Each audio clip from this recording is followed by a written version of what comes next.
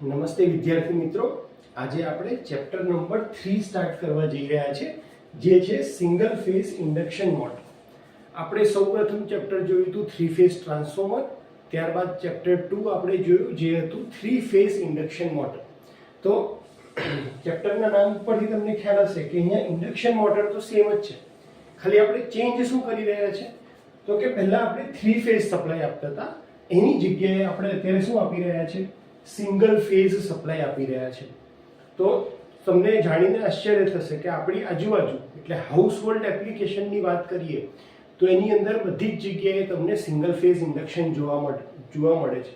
જેમ કે તમે ફેન લઈ લો, તમે વોશિંગ મશીન લઈ લો, તમે એની અંદર નાના લેથ મશીન લઈ લો, ડ્રિલિંગ મશીન લઈ લો, જે મિક્સર લઈ લો, તો આ બધી જ વસ્તુની અંદર જે નાની મોટર્સ છે એ બધામાં આપણે સિંગલ ફેઝ ઇન્ડક્શન મોટર વાપરીએ છીએ. એની જે કેપેસિટી હોય છે એ મેક્સિમમ સિંગલ ફેઝમાં આપણે મેક્સિમમ કહું છું 3 HP સુધી જતા હોય છે. અધરવાઇઝ બધી જે મોટર હોય છે 0.25 HP અથવા 0.5 HP, 1 HP આવી નાની કેપેસિટીની હોય છે. અને એટલા માટે સિંગલ ફેઝ મોટર જે છે એ ફ્રેક્શનલ મોટર તરીકે પણ ઓળખાય છે. તો ચલો આપણે શરૂઆત કરીએ આપણા ચેપ્ટરની, જે છે સિંગલ ફેઝ ઇન્ડક્શન મોટર. તો આની અંદર સૌથી પહેલી ટર્મ આવે ઇન્ડક્શન, એટલે કે જે પાવર ટ્રાન્સફર થાય છે એ થ્રુ ઇન્ડક્શન થાય છે, કન્ડક્શન નહીં. કન્ડક્શન કોને કહેવાય? તો જો મારી પાસે અહીંયા ડાયરેક્ટ કનેક્શન છે તો અહીંયા એક પાવર જે છે એ અહીંયા ડાયવર્ટ થવો, બીજો પાવર ક્યાં થવો? અહીંયા. તો જ્યારે બે કોમ્પોનન્ટ વચ્ચે ફિઝિકલ કનેક્શન છે ત્યારે જે પાવર ટ્રાન્સફર થાય છે એ કન્ડક્શન થ્રુ થાય છે. પણ આની અંદર ઇન્ડક્શન એટલે કે જે આપણે ટ્રાન્સફોર્મરનો કન્સેપ્ટ હતો કે આપણે બે વાઇન્ડિંગને બાજુમાં રાખીએ અને પહેલાનો ફ્લક્સ બીજી વાઇન્ડિંગને કટ કરે અને EMF ઇન્ડ્યુસ થાય, એ પ્રિન્સિપલ પ્રમાણે કામ કરતું હોય એને કહેવાય ઇન્ડક્શન. તો ઇન્ડક્શન એટલે આપણને એટલી ખબર પડી ગઈ કે આપણી પાસે બે વાઇન્ડિંગ હશે. બીજું છે મોટર. મોટર એટલે કે એને સપ્લાયની જરૂર પડશે. જ્યારે તમે સપ્લાય આપશો ત્યારે મોટર શું કરશે? ફરશે. એટલે એક બ્લોક ડાયાગ્રામમાં મારે દેખાડવું હોય તો સિંગલ ફેઝ ઇન્ડક્શન મોટર શું કરે છે તો કે સિંગલ ફેઝ સપ્લાય લઈ અને આઉટપુટમાં શું આપે છે? મિકેનિકલ એનર્જી આઉટપુટમાં આપે છે, એટલે કે રોટેશન આપણને આઉટપુટમાં આપે છે. હવે વાત કરીએ એના વર્કિંગ પ્રિન્સિપલની. તો વર્કિંગ પ્રિન્સિપલ ઇન્ડક્શન મોટર જેવો જ રહેશે કે જ્યારે તમે સપ્લાય આપશો તો એ સપ્લાય સ્ટેટરમાંથી ક્યાં ટ્રાન્સફર થશે? રોટરમાં. રોટરના કંડક્ટર્સ એને કટ કરશે, એમાં EMF પ્રોડ્યુસ થશે. એટલે આપણે જો વાત કરીએ તો સિંગલ ફેઝ સપ્લાય, એનાથી રોટેટિંગ મેગ્નેટિક ફિલ્ડ પ્રોડ્યુસ થવું જોઈએ. એ રોટેટિંગ મેગ્નેટિક ફિલ્ડ રોટરના કંડક્ટરને કટ કરે. રોટરના કંડક્ટરને કટ કરે એટલે એમાં EMF ઇન્ડ્યુસ થાય રોટરમાં. રોટરના EMF, રોટર શોર્ટ કરેલું છે એટલા માટે એમાં કરંટ પ્રોડ્યુસ થાય અને એ કરંટ ટોર્ક પ્રોડ્યુસ કરે અને આપણને રોટેશન મળે. તો આ વર્કિંગ પ્રિન્સિપલ સિમ્પલ છે, પણ હવે તકલીફ હવે શરૂ થાય છે કે રોટેટિંગ મેગ્નેટિક ફિલ્ડ લાવવું ક્યાંથી? 3 ફેઝ સપ્લાયમાં જો તમને યાદ હોય તો આપણે પ્રૂફ કર્યું હતું કે 3 ફેઝ સપ્લાય આપીએ તો આપણને રોટેટિંગ મેગ્નેટિક ફિલ્ડ મળે છે અને એનું મેગ્નિટ્યુડ કેટલું હોય છે તો કે 1.5 3/2 ટાઈમ્સ 5m, એટલે કે 1.5 ગણું ફ્લક્સની મેક્સિમમ વેલ્યુના 1.5 ગણી એની વેલ્યુ હોય અને રોટેટ થતું હોય. 2 ફેઝ સપ્લાય આપીએ તો પણ આપણને રોટેટિંગ મેગ્નેટિક ફિલ્ડ મળે અને એની વેલ્યુ હોય છે 5m. પણ સિંગલ ફેઝ સપ્લાય કોઈ દિવસ રોટેટિંગ મેગ્નેટિક ફિલ્ડ પ્રોડ્યુસ કરી શકે નહીં. અને તકલીફ એ છે કે આપણે જો EMF જનરેટ કરાવવો હોય રોટરમાં તો કમ્પલસરી આપણને શું જોઈએ? કોઈ પણ એક વસ્તુ રોટેટિંગ જોઈએ. EMF જનરેટ કરાવવા માટે બે વસ્તુ પહેલા તો ખાસ જોઈએ, એક છે કંડક્ટર અને એક મેગ્નેટિક ફિલ્ડ. આ બેમાંથી કોઈ પણ એક વસ્તુ રોટેટ થતી હોવી જોઈએ. હવે કંડક્ટર તો બાય નેચરલી રોટેટ નહીં થાય, કારણ કે આપણે રોટેટ કરાવવાના છે તો આપણું આઉટપુટ છે મિકેનિકલ એનર્જી. તો કંડક્ટર તો રોટેટ નથી થવાના, ઓબ્વિયસલી છે. બીજું છે મેગ્નેટિક ફિલ્ડ. હવે સિંગલ ફેઝ સપ્લાય આપવાથી રોટેટિંગ મેગ્નેટિક ફિલ્ડ પણ પ્રોડ્યુસ નહીં થાય તો મોટર શું થયા કરશે? મોટર તો સ્ટેડી રહેશે. આપણે જોઈએ છે કે આપણી મોટર રોટેટ થવી જોઈએ, અને એટલા માટે આપણે એવું કોઈ પ્રોવિઝન કરવું પડે કે જેનાથી સિંગલ ફેઝ સપ્લાયથી જે મેગ્નેટિક ફિલ્ડ પ્રોડ્યુસ થાય છે એ કેવું બનાવવું પડે, આપણે રોટેટિંગ મેગ્નેટિક ફિલ્ડ બનાવવું પડે. કારણ કે જો રોટેટિંગ મેગ્નેટિક ફિલ્ડ નહીં હોય તો આ તમારો પ્રિન્સિપલ અહીંયાથી જ અટકી જશે. કારણ કે રોટેટિંગ મેગ્નેટિક ફિલ્ડ પ્રોડ્યુસ નહીં થાય તો સપ્લાય રોટર કંડક્ટરમાં જશે નહીં, ત્યાં ઈએમએફ ને કટ નહીં કરે, ઈએમએફ પ્રોડ્યુસ નહીં થાય તો કરંટ નહીં આવે, તો ટોર્ક આવવાનો નથી. અને એટલા માટે સિંગલ ફેઝ સપ્લાય મોટર જે છે એ સેલ્ફ સ્ટાર્ટિંગ મોટર નથી કહેવાતી. કારણ કે single phase supply rotating magnetic field produce કરી શકતો નથી. અને એટલા માટે તમારે કોઈક એવી અરેન્જમેન્ટ કરવી પડે આ સપ્લાયથી કે જેથી સિંગલ ફેઝ સપ્લાય શેમાં કન્વર્ટ થઈ જાય, ટુ ફેઝમાં કન્વર્ટ થઈ જાય, અથવા તમને બે કરંટ એવા મળે કે જે અલગ અલગ એંગલ ઉપર હોય. જો આ બે કરંટ મળે તો જ તમે રોટેટિંગ મેગ્નેટિક ફિલ્ડ બનાવી શકશો. વાત કરીએ ટાઈપ્સ ઓફ મોટર્સની, તો કઈ કઈ ટાઈપની સિંગલ ફેઝ ઇન્ડક્શન મોટર આવે છે. તો પહેલી છે શેડેડ પોલ મોટર, બીજી આવે છે રેઝિસ્ટન્સ સ્ટાર્ટ ઇન્ડક્શન રન,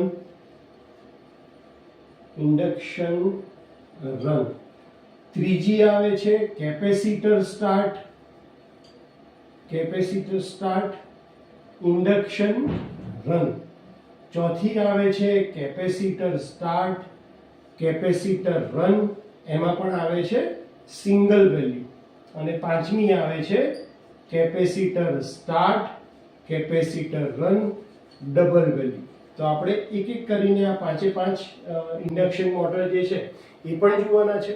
આપણે રિવોલ્વિંગ ફિલ્ડ થિયરી જે કન્સેપ્ટ છે કે ભાઈ રોટેટિંગ મેગ્નેટિક ફિલ્ડ નથી જનરેટ થતું, સિંગલ ફેઝ સપ્લાય આપીએ ત્યારે શું થાય છે એ પણ જોવાના છે. અને આટલા ઉપરથી તમને બેઝિક ઇન્ડક્શન મોટર માટે આઈડિયા આવી ગયો હશે. પાર્ટ્સની વાત કરીએ તો પાર્ટ્સ કયા કયા હશે, તો આની અંદર પણ બે પાર્ટ છે. એક હશે સ્ટેટર અને બીજું કયું હશે, બીજું હશે રોટર.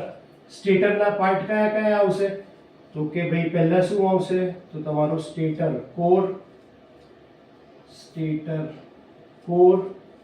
અને બીજું શું આવશે, સ્ટેટર કંડક્ટર. એવી જ રીતે રોટરમાં શું આવશે, તો રોટર કોર અને એની અંદર રોટર કંડક્ટર. આની અંદર સ્લિપ રિંગ ટાઈપની અરેન્જમેન્ટ નથી હોતી, એટલા માટે રોટર જે હોય છે એ હંમેશા એન્ડ રિંગથી આપણે શું કરીએ છીએ, તો કે એને શોર્ટ કરી દઈએ છીએ. આ જે કંડક્ટર છે રોટરના એને આપણે એન્ડ રિંગથી બધાને શોર્ટ કરેલા હોય છે. તો રોટરની અંદર એક્સ્ટ્રા રેઝિસ્ટન્સ સિંગલ ફેઝ મોટરમાં નાખવામાં આવતો નથી. અને સ્ટેટરની બહાર શું હોય છે, તમારું આ કોર છે, એટલે બહાર આપણે એને યોક કહીએ છીએ. આ યોકની અંદર આવશે તમારું સ્ટેટર કોરમાં સ્લોટ પડેલા હોય એટલે સ્ટેટર કંડક્ટર, અહીંયા રોટર કંડક્ટર્સ અને શાફ્ટ. તો આટલી વસ્તુનું તમારું સિંગલ ફેઝ ઇન્ડક્શન મોટર બનેલી હોય છે. સિંગલ ફેઝ ઇન્ડક્શન મોટરમાં આપણે ટુ ફેઝ સપ્લાય કરવા માટે બે વાઇન્ડિંગનો યુઝ કરતા હોય છે. એક છે સ્ટાર્ટિંગ વાઇન્ડિંગ અને રનિંગ વાઇન્ડિંગ. અને જો બંનેની પોઝિશન આપણે જોઈએ તો સ્ટાર્ટિંગ વાઇન્ડિંગ આપણે આવી રીતે બનાવીએ, તો રનિંગ વાઇન્ડિંગ એના કરતાં 90 ડિગ્રી ઉપર આપણે પ્લેસ કરીએ છીએ, જેથી કરીને આપણને બંને વચ્ચે 90 ડિગ્રીનો એંગલ મળી શકે. ફિઝિકલ પોઝિશન એટલે કે જો રનિંગ વાઇન્ડિંગ આ રીતે રાખીએ તો સ્ટાર્ટિંગ વાઇન્ડિંગ આ રીતે રાખતા હોય છે, બીજી અહીંયા રનિંગ વાઇન્ડિંગ આ રીતે હોય છે. તો આટલું introduction point of view perfect છે કે જેનાથી તમે સિંગલ ફેઝ ઇન્ડક્શન મોટરની અંદર કયા કયા ટોપિક આવશે, શેનું બનેલું હોય છે કન્સ્ટ્રક્શન, કયા વર્કિંગ પ્રિન્સિપલ ઉપર કામ કરે છે, કેમ frictional motor fraction single phase induction motor કહેવાય છે, કેમ એ સેલ્ફ સ્ટાર્ટિંગ નથી, રોટેટિંગ મેગ્નેટિક ફિલ્ડનું મહત્વ શું છે, કેટલા એના ટાઈપ છે, કઈ રીતે કામ કરે છે, ઇનપુટમાં શું છે, આઉટપુટમાં શું છે, આ બધી વસ્તુ આપણે આજના લેક્ચરમાં જોયું. તો હોપ કે તમને બેઝિક ઇન્ટ્રોડક્શન ખ્યાલ આવી ગયો હશે. નેક્સ્ટ ટોપિક આપણે લઈશું revolving field theory. Thank you so much.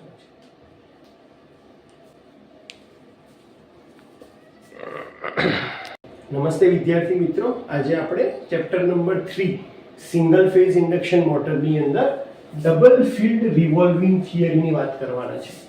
આપણે ગયા લેક્ચરની અંદર જોયું હતું કે ભાઈ સિંગલ ફેઝ સપ્લાયથી કોઈ દિવસ તમે રોટેટિંગ મેગ્નેટિક ફિલ્ડ પ્રોડ્યુસ નતા કરતા. તો એના માટેની સાબિતીમાં બે ટાઈપની થિયરી આવે છે. એક ક્રોસ મેગ્નેટિક ફિલ્ડ થિયરી આવે છે અને એક ડબલ ફિલ્ડ રિવોલ્વિંગ થિયરી આવે છે. તો આપણે ડબલ ફિલ્ડ રિવોલ્વિંગ થિયરી વિશે વાત કરવાના છે, કારણ કે આપણને ખબર છે કે આપણે સિંગલ ફેઝ સપ્લાય આપીએ છીએ. સિંગલ ફેઝ સપ્લાયમાં તમારો એસી સપ્લાય હંમેશા અલ્ટરનેટિંગ નેચરનો છે, એટલે એનો પહેલી સાયકલ પોઝિટિવ હોય છે, બીજી સાયકલ નેગેટિવ. એટલે જો હું વાત કરું તો એનો મેક્સિમમ ફ્લક્સ પોઝિટિવ અને બીજો મેક્સિમમ ફ્લક્સ નેગેટિવ હોય છે. તો આ બંને ફ્લક્સ આપણે અલગ અલગ ધારીએ છીએ કે એક ભાઈ પોઝિટિવ ફ્લક્સ છે અને બીજો નેગેટિવ ફ્લક્સ છે. આ બંને ફ્લક્સ ઇન્ડિવિજ્યુઅલી રોટેટ થાય છે અને એના પરથી આપણે ડબલ ફિલ્ડ નામ પડ્યું છે. કે આપણે શું ધારી રહ્યા છે, પહેલું કે ભાઈ એક ફ્લક્સ કે જે પોઝિટિવ ડાયરેક્શન વાળો છે એની વેલ્યુ કેટલી છે, ફોરવર્ડ આપણે ધારીએ છીએ. ફ્લક્સ ફોરવર્ડ કેટલી વેલ્યુ છે, તો કે ભાઈ ટોટલ ફ્લક્સ કરતા, કારણ કે આપણે બે ભાગમાં ડિવાઈડ કરી છે આખી એક સાયકલને, એટલે ટોટલ વેલ્યુ કરતા કેટલા આપણે ડિવાઈડ બાય શું કરી દઈશું, 2. અને આપણે શું ધારીએ છીએ કે આ જે ફોરવર્ડ ફ્લક્સ છે એની ફરવાની ડાયરેક્શન કઈ છે, તો કે એન્ટી ક્લોકવાઇઝ છે. એવી જ રીતે આપણે બીજો ફ્લક્સ ધારીએ છીએ. બીજો ફ્લક્સ કયો ધારીએ છીએ, બેકવર્ડ ફ્લક્સ, કે જે કોના લીધે છે, નેગેટિવ ફ્લક્સને લીધે. તો બેકવર્ડ ફ્લક્સની વેલ્યુ પણ કેટલી થશે, કારણ કે આપણે બે ભાગમાં ડિવાઈડ કર્યું છે એટલે ડિવાઇડેડ બાય 2. તો આપણી પાસે બંને ફ્લક્સની વેલ્યુ સરખી છે, કેટલી, 5m/2 5m/2. હવે આપણે એને અલગ અલગ એંગલ ઉપર ચેક કરીએ કે રોટેટિંગ ફિલ્ડ આપે છે, મેગ્નેટિક ફિલ્ડ આપે છે કે નહીં. જેવી રીતે આપણે 3 ફેઝમાં ચેક કર્યું હતું, 2 ફેઝમાં ચેક કર્યું હતું, અલગ અલગ એંગલ લઈને કે ભાઈ 0 ડિગ્રી ઉપર વેલ્યુ કેટલી છે, 90 ડિગ્રી ઉપર કેટલી છે, 180 પર કેટલી છે અને 270 પર કેટલી છે. તો પહેલી વેલ્યુ લઈ લઈએ આપણે કે જ્યારે આપણે 0 ડિગ્રી કન્સિડર કરીએ છીએ. જ્યારે આપણે 0 ડિગ્રી કન્સિડર કરીએ ત્યારે આપણે સ્ટાર્ટ કરીએ છીએ કે ભાઈ ફોરવર્ડ ફ્લક્સ હશે એ અહીંયા હશે અને જે આપણો રિવર્સ ફ્લક્સ છે એ બેકવર્ડ ફ્લક્સ છે આ બાજુ હશે. એટલે અહીંયા હું લખું છું 5f, અહીંયા હું લખું છું 5b. આપણો રિઝલ્ટન્ટ ફ્લક્સ કેટલો થશે 0 એંગલ ઉપર, 5r. રિઝલ્ટન્ટ ફ્લક્સ કેટલો થશે, તો કે 5f વત્તા 5r. 5f કેટલો છે, તો કે 5m/2 અને આ રિવર્સ છે એટલે અહીંયા નેગેટિવ સાઇન આવશે, તો આ આવશે -5m/2. એટલે રિઝલ્ટન્ટ ફ્લક્સ કેટલો થઈ જશે, 0. તો 0 ડિગ્રી ઉપર તમારા ફ્લક્સની વેલ્યુ કેટલી થઈ જાય છે, 0. એટલે કે એ વખતે ફ્લક્સનું કોઈ મેગ્નિટ્યુડ નથી અને એની કોઈ ડાયરેક્શન પણ નથી. સેકન્ડ કેસની વાત કરીએ કે જ્યારે આપણે લઈએ છીએ કે ભાઈ એંગલ કેટલો લઈએ છીએ, 90 ડિગ્રી. 90 ડિગ્રી એટલે કે તમારો જે ફ્લક્સ આ 0 ડિગ્રી ઓરિજિનલ પોઝિશન ઉપર છે, આની ફરવાની ડાયરેક્શન કઈ છે, એન્ટી ક્લોકવાઇઝ. આની ફરવાની ડાયરેક્શન કઈ છે, ક્લોકવાઇઝ. એટલે આ જશે ક્લોકવાઇઝ. તો અહીંયાથી 90 ડિગ્રી એટલે આ 5f ની વેલ્યુ ક્યાં આવશે, આ રીતે ઉપર આવશે. અહીંયાથી 90 ડિગ્રી એટલે આ 5b ની વેલ્યુ ક્યાં આવશે. એનો મતલબ કે બંને ફ્લક્સ ક્યાં છે, એક જ ડાયરેક્શનમાં જઈ રહ્યા છે. એટલે રિઝલ્ટન્ટ ફ્લક્સ આપણો કેટલો આવશે, તો જ્યારે બંને એક જ ડાયરેક્શનમાં જઈ રહ્યા છે એટલે બંનેનું શું થશે, સરવાળો થશે. તો 5m/2 5m/2 એટલે કે રિઝલ્ટન્ટ ફ્લક્સ તમારો થઈ જશે 5m અને એની ડાયરેક્શન કઈ હશે, તો કે અપવર્ડ હશે. તો 0 ડિગ્રી ઉપર આપણને ડાયરેક્શન કઈ મળી, 0, કોઈ ડાયરેક્શન નથી. 90 ડિગ્રી ઉપર આપણને ડાયરેક્શન કઈ મળી, અપવર્ડ મળી. હવે આપણે ત્રીજો કેસ લઈ લઈએ કે જ્યારે હું એંગલ કેટલો કરું છું, 180. તો 180 એટલે શું થશે કે જે ફોરવર્ડ અહીંયાથી સ્ટાર્ટ કરીએ તો 180 એટલે 5f આ બાજુ આવી જશે અને 5r 5b બેકવર્ડ ફ્લક્સ છે 180 ડિગ્રી એટલે આમ ઓપોઝિટ આવી જશે, એટલે આ બાજુ આવશે 5b. હવે બંને એકબીજા કરતા ઓપોઝિટ છે એટલા માટે તમારું રિઝલ્ટન્ટ ફ્લક્સ શું થઈ જશે, તો કે 5f minus 5b એટલે કે 5m/2 minus 5m/2. 2 resultant flux કેટલો થઈ જશે પાછો 0 એટલે કે 0 ડિગ્રી ઉપર તમારો ફ્લક્સ 0 હતો 90 ડિગ્રી ઉપર અપવર્ડ ગયો એટલે કે પોઝિટિવ અને 5m વેલ્યુ અને અપવર્ડ ગયો 180 ડિગ્રી ઉપર પાછો શું થઈ ગયો 0 ડિગ્રી થઈ ગયો 270 લઈ લઈએ તો 270 એટલે પોઝિશન શું આવશે તો કે બંને ફ્લક્સ ક્યાં આવી જશે ડાઉનવર્ડ આવશે ખ્યાલ આવે છે 270 ડિગ્રી એટલે આ એની ઓરિજિનલ પોઝિશન હતી ત્યાંથી 270 ડિગ્રી એટલે કે અહીંયા અને આ 5b આમ રોટેટ થાય છે ક્લોકવાઇઝ એટલે ત્યાંથી 270 ડિગ્રી એટલે નીચે તો આ બંને ફ્લક્સ ક્યાં આવી ગયા નીચે 5f અને 5b રિઝલ્ટન્ટ ફ્લક્સ શું થઈ જશે બંનેનો સરવાળો એટલે કે 5f plus 5b એટલે કે 5m/2 વત્તા 5m/2 એટલે કે 5m આ શું થશે તમારો રિઝલ્ટન્ટ ફ્લક્સ અને ડાયરેક્શન ક્યાં હશે ડાઉનવર્ડ્સ એટલે કે તમારો ફ્લક્સ શું થઈ રહ્યો છે એક વખત 0 પછી એક વખત ઉપર અને એક વખત નીચે એનો મતલબ એને ફ્લક્સ તો ડેવલપ થઈ રહ્યો છે પણ એક વખત એ ક્યાં જોર કરે છે એક બાજુ ઉપરની સાઈડ બીજી વાર ક્યાં જોર કરે છે નીચે એટલે તમારું જે રોટર છે એ આમ ફ્લક્ચ્યુએટ થયા કરશે પણ એને કોઈ એક પર્ટિક્યુલર ડાયરેક્શનમાં ટોર્ક મળશે નહીં તો આના ઉપરથી આ ડબલ ફિલ્ડ રિવોલ્વિંગ થિયરી ઉપરથી આપણે શું કહી શકીએ જો તમને ટોર્ક સ્લિપ કેરેક્ટરિસ્ટિક્સ યાદ હોય તો જેવી ફોરવર્ડની કેરેક્ટરિસ્ટિક્સ હતી 0 ના થાય કરીએ હા એવી જ રીતે આમાં શું આવશે નેગેટિવ વાળી કેરેક્ટરિસ્ટિક્સ એટલે કે આ ટોર્ક ફોરવર્ડ હશે તો એટલો ટોર્ક બેકવર્ડ લાગતો હશે અને એટલા માટે રિઝલ્ટન્ટ ટોર્ક હંમેશા કેટલો રહેશે 0 ક્યારે જ્યારે તમે સિંગલ ફેઝ સપ્લાય આપો છો ત્યારે અને ડબલ ફિલ્ડ રિવોલ્વિંગ થિયરી ઉપરથી જ આપણે સાબિત કરીએ છીએ કે મોટરને કોઈ એક ડાયરેક્શનમાં ટોર્ક ના મળતો હોવાને લીધે સિંગલ ફેઝ ઇન્ડક્શન મોટર એ સેલ્ફ સ્ટાર્ટિંગ મોટર નથી એના માટે આપણે ચારે ચાર એંગલ ઉપર વેલ્યુ લઈ અને સાબિત કર્યું છે એક બીજી પણ તમે રીતે સાબિત કરી શકો જે રીતે આપણે 3 ફેઝમાં કરતા હતા કે ભાઈ 5 રિઝલ્ટન્ટની વેલ્યુ એટલે 5 ની વેલ્યુ કેટલી આવે તો કે 5m sin થીટા અને આ થીટાની અલગ અલગ વેલ્યુ લઈ જેમ કે 5m sin થીટા તો આ થીટા કેટલો લેશો આપણે પહેલા 0 તો sin 0 ની વેલ્યુ કેટલી આવે 0 આવી જાય એવી જ રીતે sin 90 ની વેલ્યુ ધારો કે હું અહીંયા બીજો એંગલ sin 90 લઉં તો sin 90 એટલે કેટલો થાય 1 તો એ વખતે વેલ્યુ કેટલી આવશે 5m આપણા કેસમાં પણ અહીંયા 90 માં કેટલો આવતો હતો 5m અને 0 ડિગ્રી ઉપર કેટલો આવતો હતો 0 તો અહીંયા પણ sin 0 ની વેલ્યુ 0 sin 90 ની વેલ્યુ 1 એટલે 5m આવશે એવી જ રીતે જો હું 270 લઉં તો ટોટલ 5 = 5m sin 270 ડિગ્રી તો 270 ડિગ્રી એટલે કે -5m કારણ કે sin 270 શું થાય છે -1 તો આ વેલ્યુ કેટલી થઈ ગઈ તમારી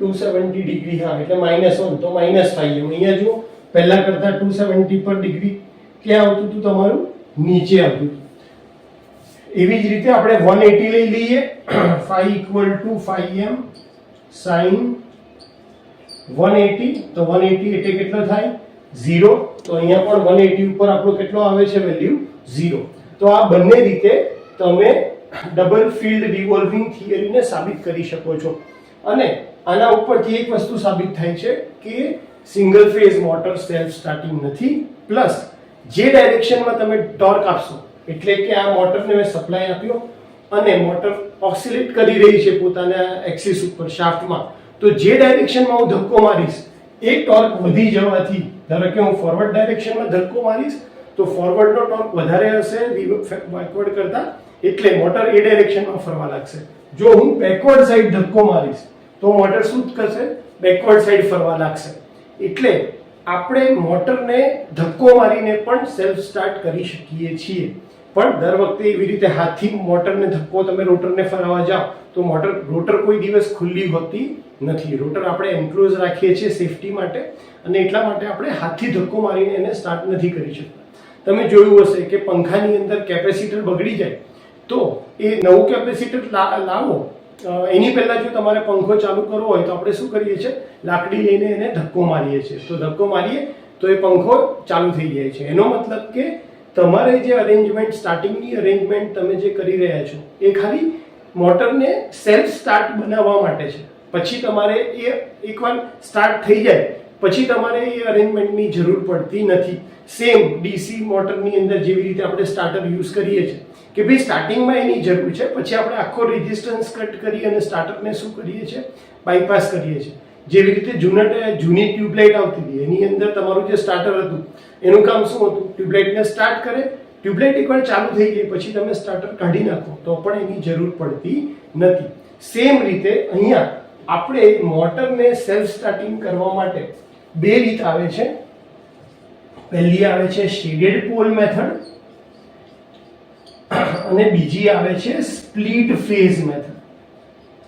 તો આ સ્પ્લિટ ફેઝની મદદથી આપણે શું કરીએ છીએ તો કે વાઇન્ડિંગને બે ભાગમાં ડિવાઈડ કરીએ છીએ. એક આવે છે રનિંગ વાઇન્ડિંગ અને એકને બનાવીએ છીએ સ્ટાર્ટિંગ વાઇન્ડિંગ. તો આ સ્ટાર્ટિંગ વાઇન્ડિંગનું કામ ખાલી કેટલું છે, મોટરને સ્ટાર્ટ કરવા પૂરતું. એકવાર મોટર સ્ટાર્ટ થઈ જાય પછી સ્ટાર્ટિંગ વાઇન્ડિંગ પિક્ચરમાં ના હોય તો પણ ચાલે. અને એટલા માટે સ્ટાર્ટિંગ વાઇન્ડિંગની સાથે સેન્ટ્રીફ્યુગલ સ્વિચ રાખી અને આપણે સ્ટાર્ટિંગ વાઇન્ડિંગને બાયપાસ કરી દઈએ છીએ. તો હોપ કે તમને ડબલ ફિલ્ડ રિવોલ્વિંગ થિયરી ખ્યાલ આવી ગયો હશે અને એક્ઝામમાં પૂછાય તો તમારે આ સાઇન વેવની ફિગર ડ્રો કરી φf અને φb ની વેલ્યુ લખી અને અલગ અલગ એંગલ ઉપર તમારે એની ડાયરેક્શન સાથે આ આખી વસ્તુ સાબિત કરવાની હોય છે. અને આના ઉપરથી આપણે જે કન્ક્લુઝન કાઢ્યું કે કેમ single phase motor self starting નથી તથા કયા બે ટાઈપથી આપણે મોટરને સેલ્ફ સ્ટાર્ટિંગ કરી શકીએ. એક છે શેડેડ પોલ મેથડ અને બીજી છે સ્પ્લિટ ફેઝ મેથડ. અને સ્પ્લિટ ફેઝની અંદર જ અલગ અલગ ટાઈપ આવે છે, resistance start, induction run, capacitor start, induction run, capacitor start, capacitor run single value અને capacitor start, capacitor run double value. તો આ બધી જ મોટર આપણે એક પછી એક કરીને જોવાના છે. હોપ કે તમને લેક્ચરમાં મજા આવી હશે. Thank you so much.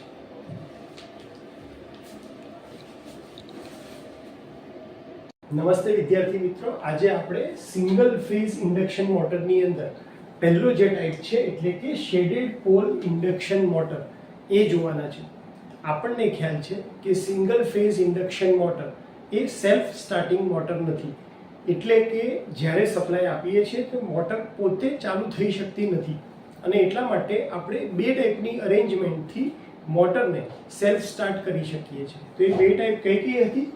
પહેલી હતી સ્પ્લિટ ફેઝ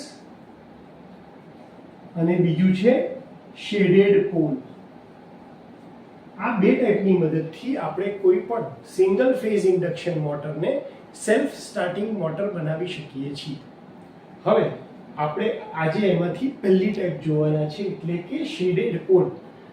સૌથી પહેલા તો મીનિંગ સમજીએ. શેડેડ પોલ એટલે શું?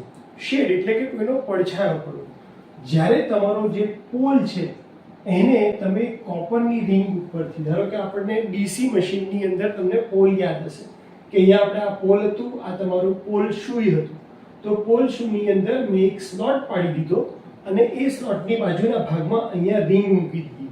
તો જ્યારે તમે પોલ શુ ઉપર રિંગ વીંટાળી દો છો ત્યારે એને એ પોર્શન છે એને શેડેડ પોર્શન કહેવાય. અને એટલા માટે આ જે મોટર છે એનું નામ છે શેડેડ પોલ મોટર. તમને યાદ હશે કે સિંગલ ફેઝ ઇન્ડક્શન મોટરની અંદર તમે સ્ટેટરની અંદર મેઇન વાઇન્ડિંગ પ્રોવાઈડ કરો છો અને બીજું હોય છે ઓક્ઝિલરી વાઇન્ડિંગ.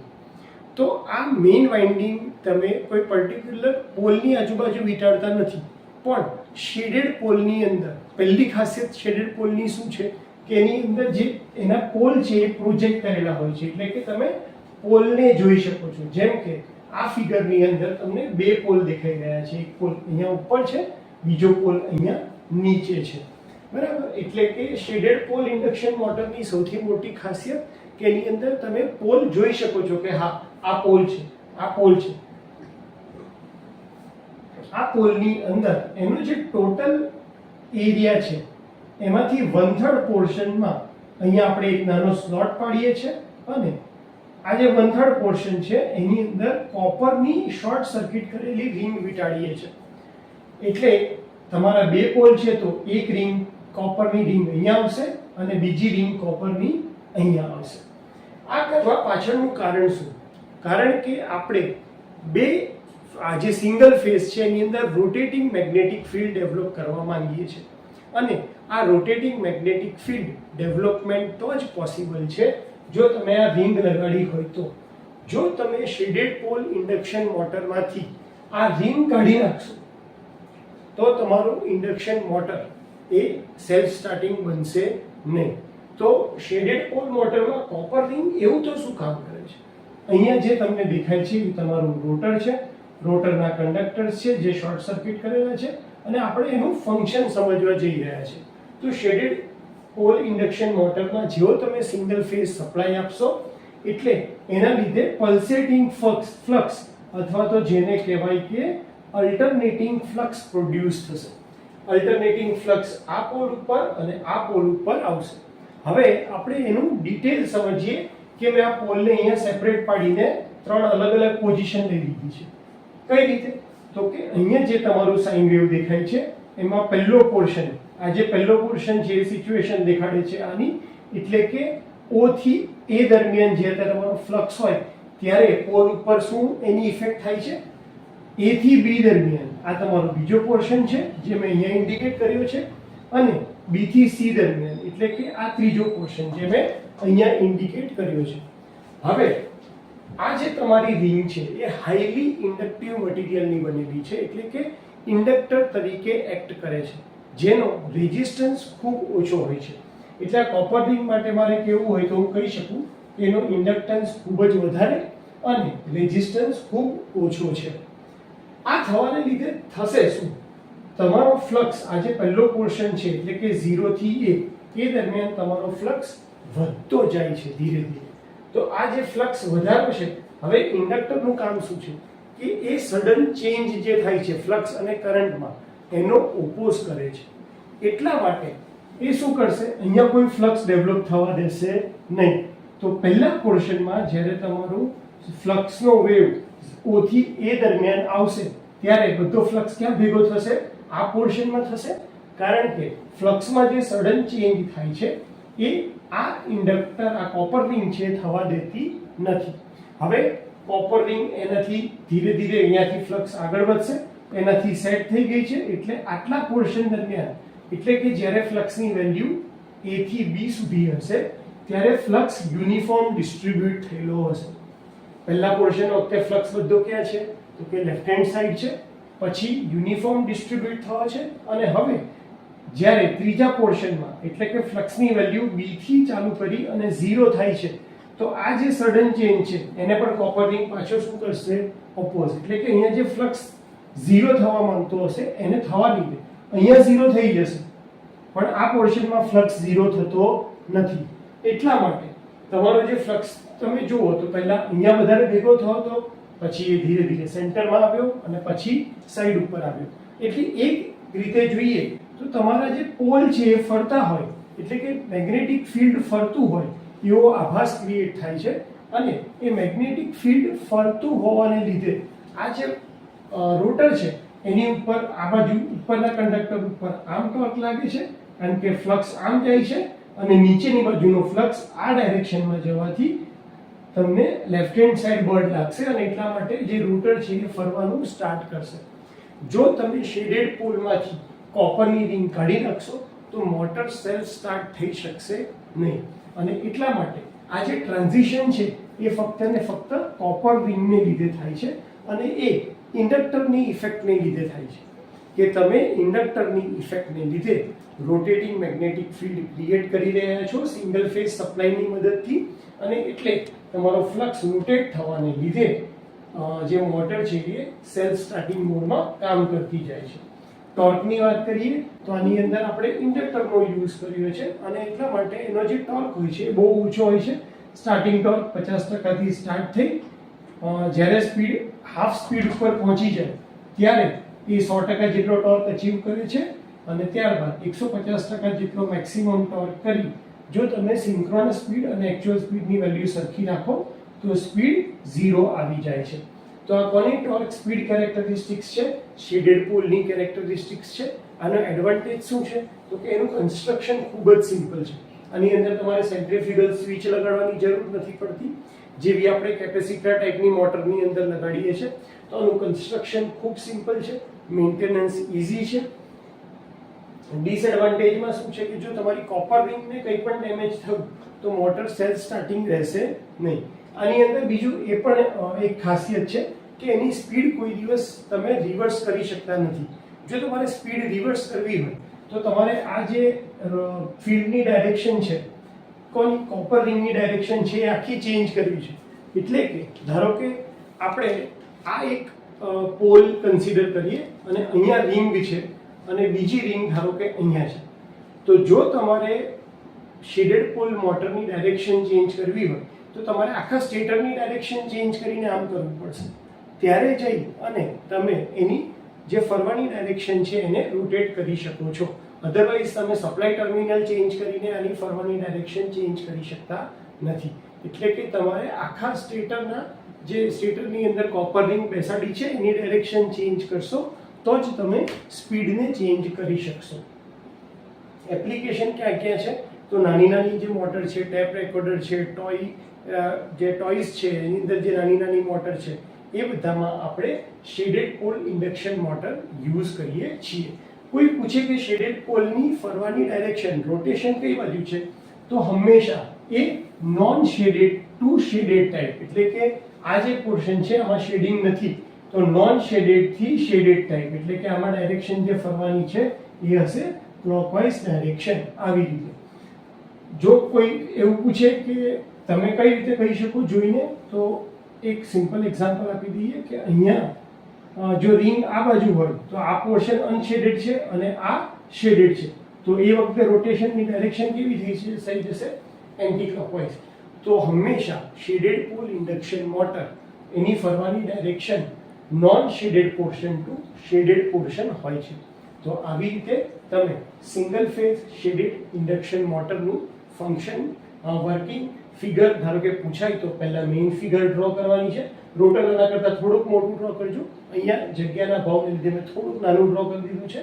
ત્યારબાદ એની ત્રણ કન્ડિશન કે ભાઈ સાઇન વેવનો જે ફ્લક્સ છે એમાં પહેલા પોર્શનમાં ફ્લક્સ બધો લેફ્ટ હેન્ડ સાઈડ ભેગું થાય છે, બીજા પોર્શનની અંદર ઇક્વલ, અને ત્રીજા પોર્શનમાં બધું જે રિંગ છે ત્યાં ભેગો થાય છે. અને આવી રીતે એ artificial rotating magnetic field produce કરે છે with the help of this copper ring.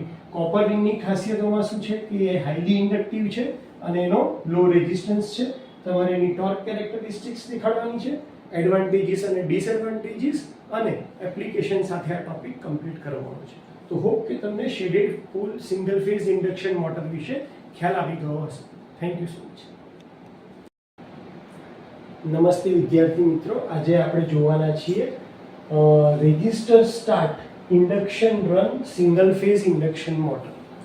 Induction મોટરના જે મેઇન બે ટાઈપ છે કે જેનાથી આપણે મોટરને સેલ્ફ સ્ટાર્ટિંગ બનાવીએ છીએ.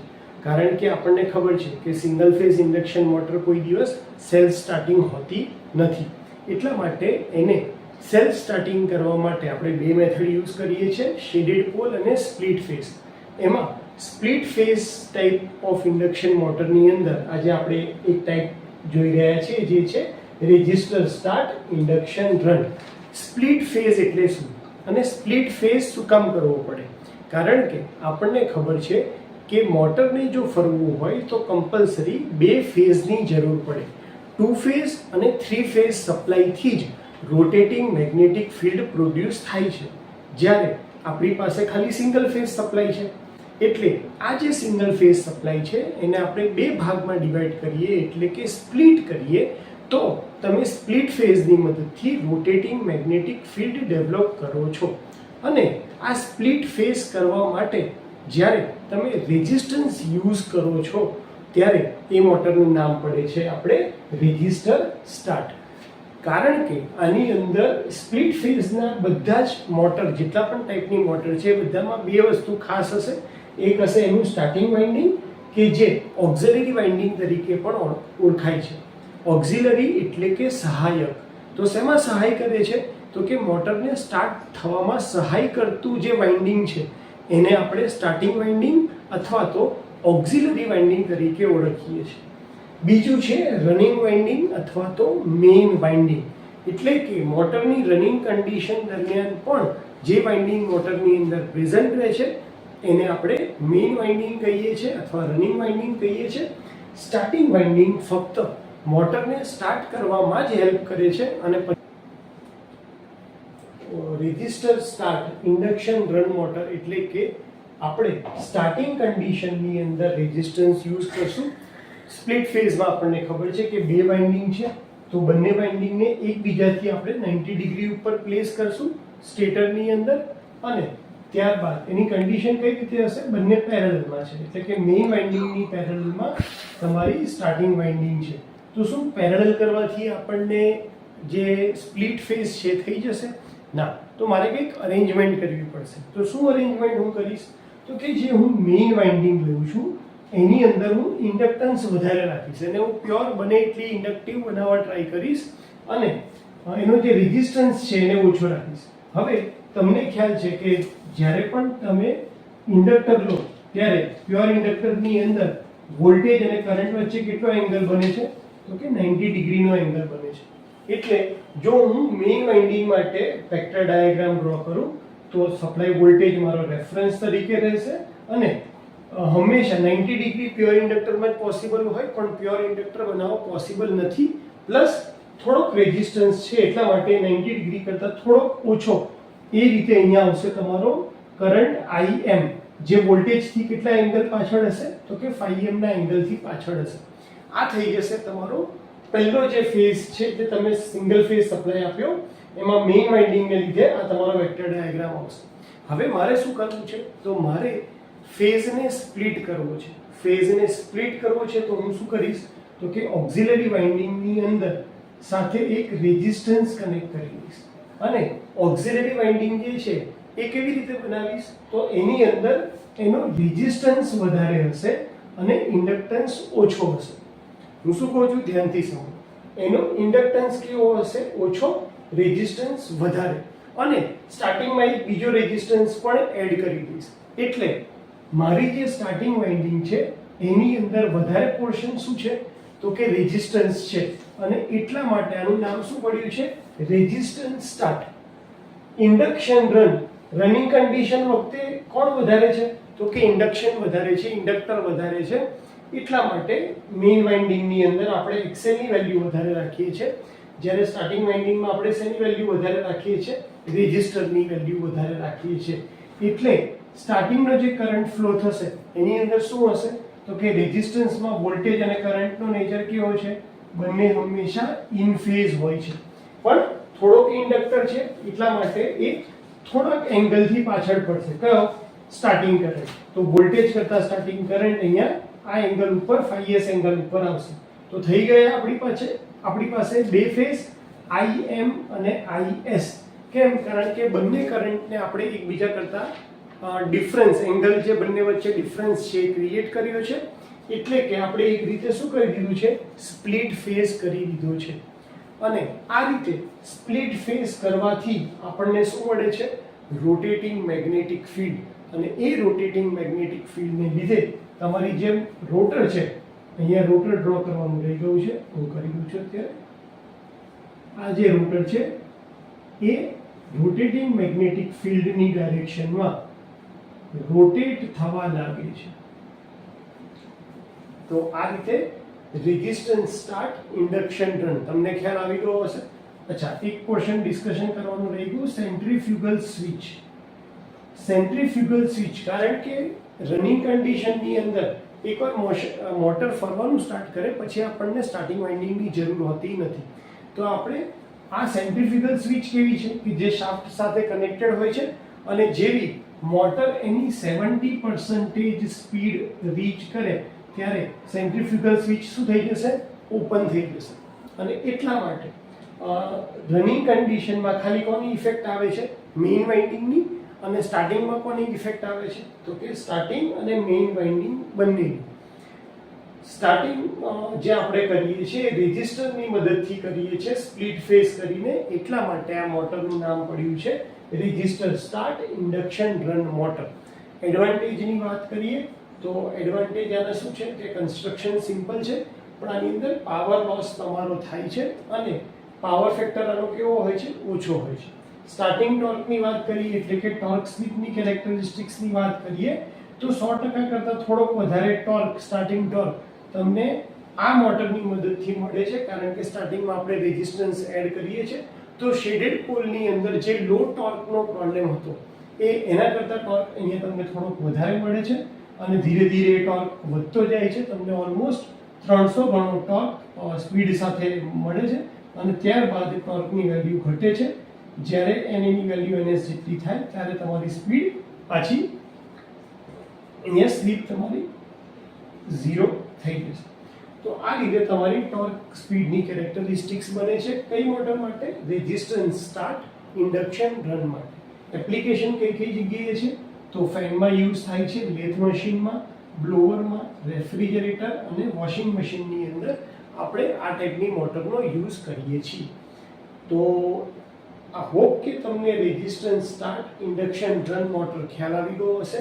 કઈ રીતે આપણે સ્પ્લિટ ફેઝ કર્યો, કઈ રીતે એક વાઇન્ડિંગમાં ઇન્ડક્ટર વધારી અને એક વાઇન્ડિંગમાં રેઝિસ્ટન્સ વધારી આપણે એને resistance start induction run motor બનાવી, એ તમને ખ્યાલ આવી ગયો હશે.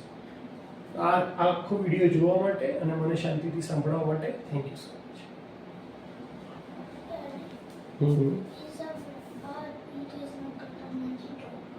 હેલો ફ્રેન્ડ્સ, આજે આપણે વધારે એક સ્પ્લિટ ફેઝ ઇન્ડક્શન મોટર જે સિંગલ ફેઝ મોટર છે એની વાત કરવાના છે, જેનું ટાઇટલ છે capacitor start induction run single phase motor.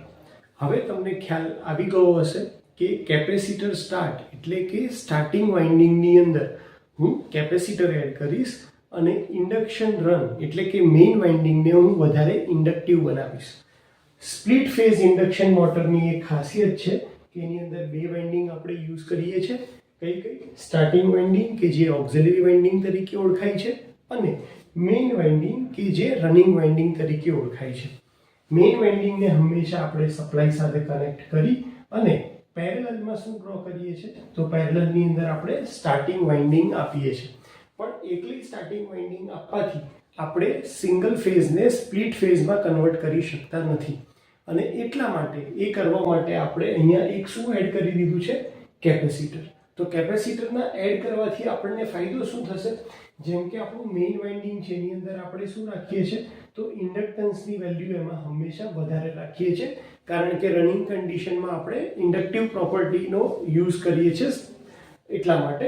તો એની અંદર XL હાઈ અને R લો છે. તો એનો જો આપણે વેક્ટર ડાયાગ્રામ ડ્રો કરીએ તો વોલ્ટેજની સાપેક્ષમાં કરંટ હંમેશા ઇન્ડક્ટરમાં 90 ડિગ્રી કરતાં થોડોક ઓછો પાછળ હશે.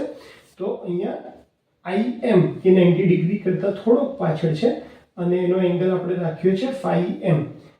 સ્ટાર્ટિંગમાં જે આપણે સ્ટાર્ટિંગ વાઇન્ડિંગ જે લીધી છે એની અંદર આપણે આપણો પર્પસ આપણે શું રાખીએ છીએ કે ઇન્ડક્ટન્સની વેલ્યુ બને એટલી લો રાખીએ છીએ, રેઝિસ્ટન્સની વેલ્યુ હાઈ રાખીએ છીએ અને સાથે કેપેસિટર પ્લેસ કરીએ છીએ. હવે કેપેસિટર પ્લેસ કરવાથી આપણા સ્ટાર્ટિંગ કરંટ શું થઈ જશે? કારણ કે કેપેસિટર હંમેશા લીડિંગ પાવર ફેક્ટર ઉપર ઓપરેટ થાય અને એટલા માટે આ જે કરંટ છે એ લીડિંગ પાવર ફેક્ટર ઉપર ઓપરેટ થશે અને તમારો વોલ્ટેજ કરતાં કરંટ આગળ હશે. અને જો ટોટલ કરંટની વાત કરીએ તો બંને કરંટ ક્યાં ભેગા થાય છે? અહીંયા.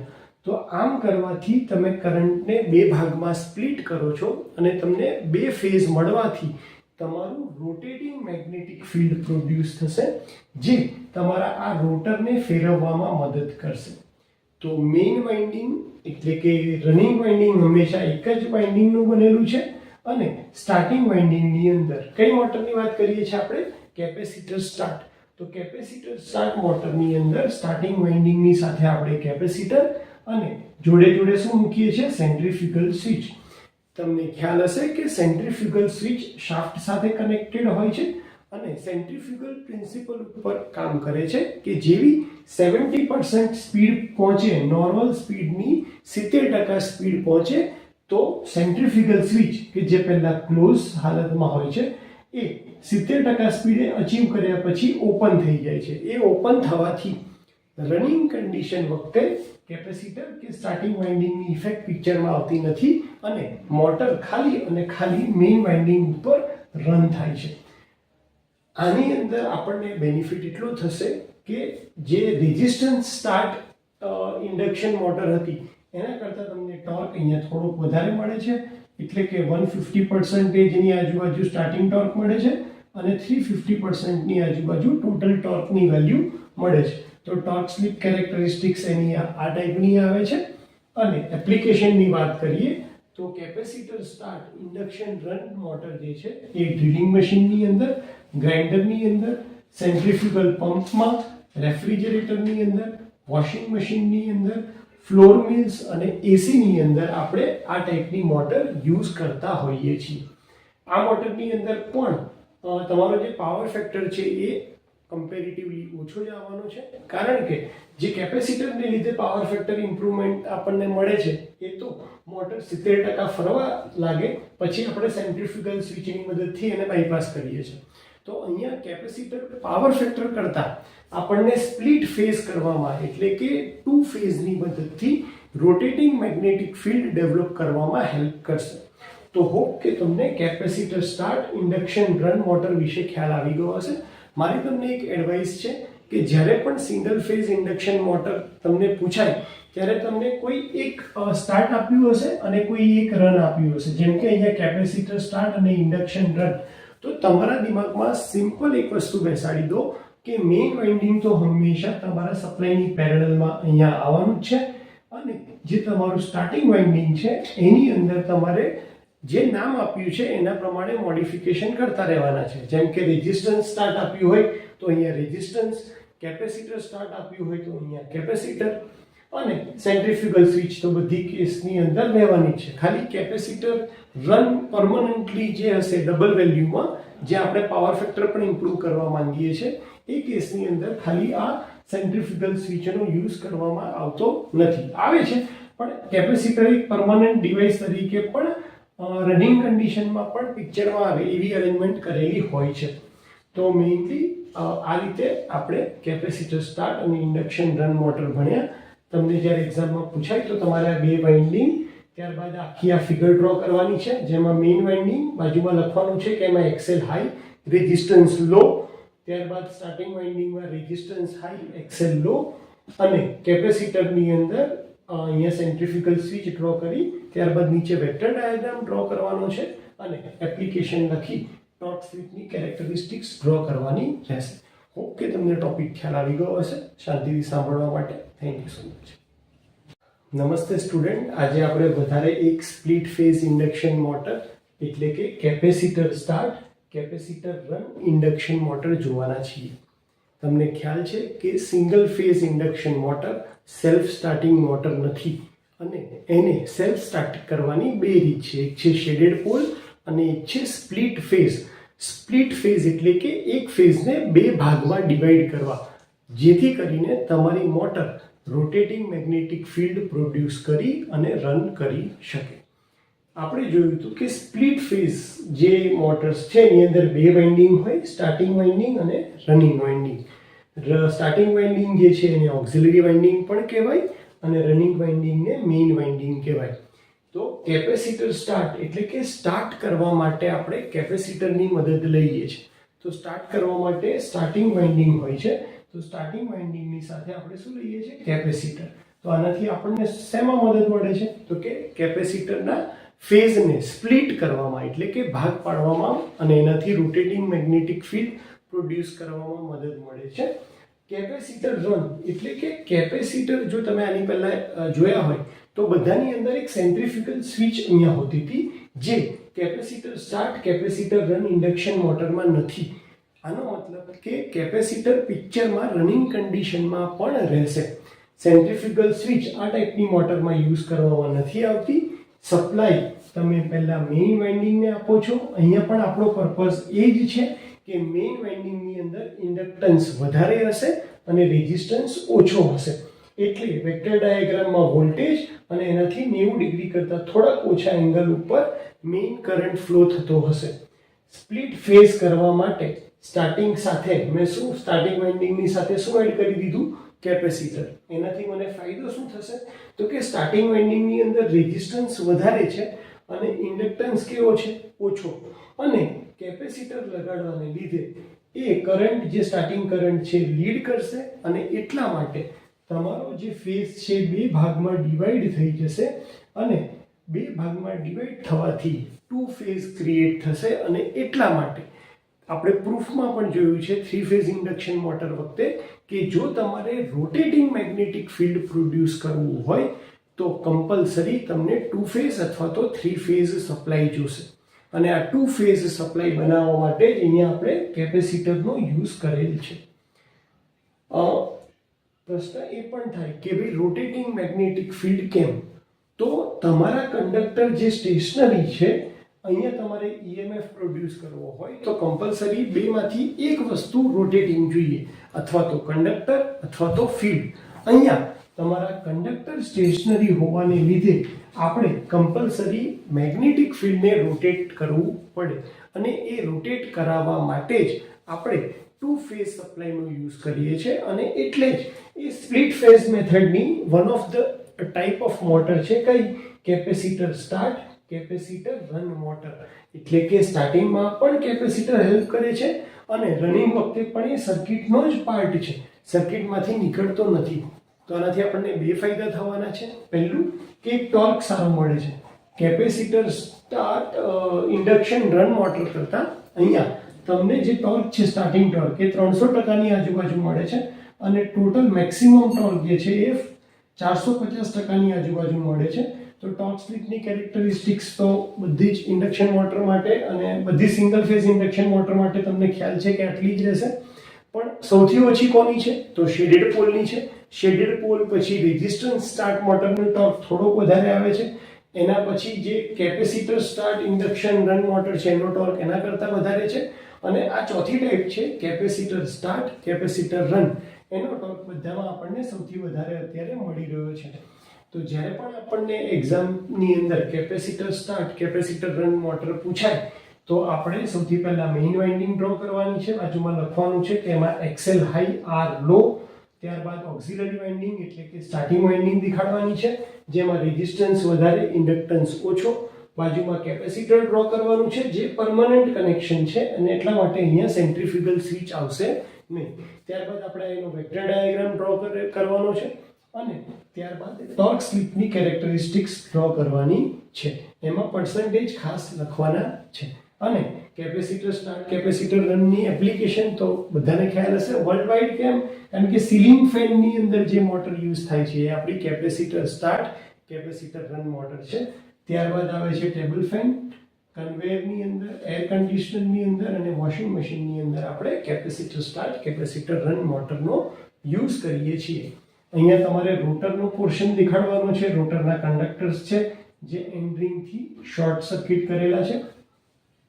અને કેપેસિટરના બે ફાયદા કયા છે આની અંદર? તો પહેલો ફાયદો કે એ ફેઝને સ્પ્લિટ કરવામાં એટલે કે ફેઝના ભાગ પાડવામાં મદદ કરે છે કે જેનાથી રોટેટિંગ મેગ્નેટિક ફિલ્ડ પ્રોડ્યુસ થાય અને રનિંગ કન્ડિશન વખતે એ પાવર ફેક્ટર ઇમ્પ્રૂવ કરવામાં, મોટરનો પાવર ફેક્ટર કે જે બાકીની 3 કેસની મોટરની અંદર પાવર ફેક્ટર લો હોય છે એના કરતાં વધારે સારો પાવર ફેક્ટર તમને આ ટાઈપની મોટર જે છે એની અંદર મળે છે. તો આઈ હોપ કે તમને capacitor start, capacitor run motor વિશે આઈડિયા આવી ગયો હશે. તમારો ટાઈમ આપવા માટે અને શાંતિથી આ વિડીયો જોવા માટે થેન્ક યુ સો મચ.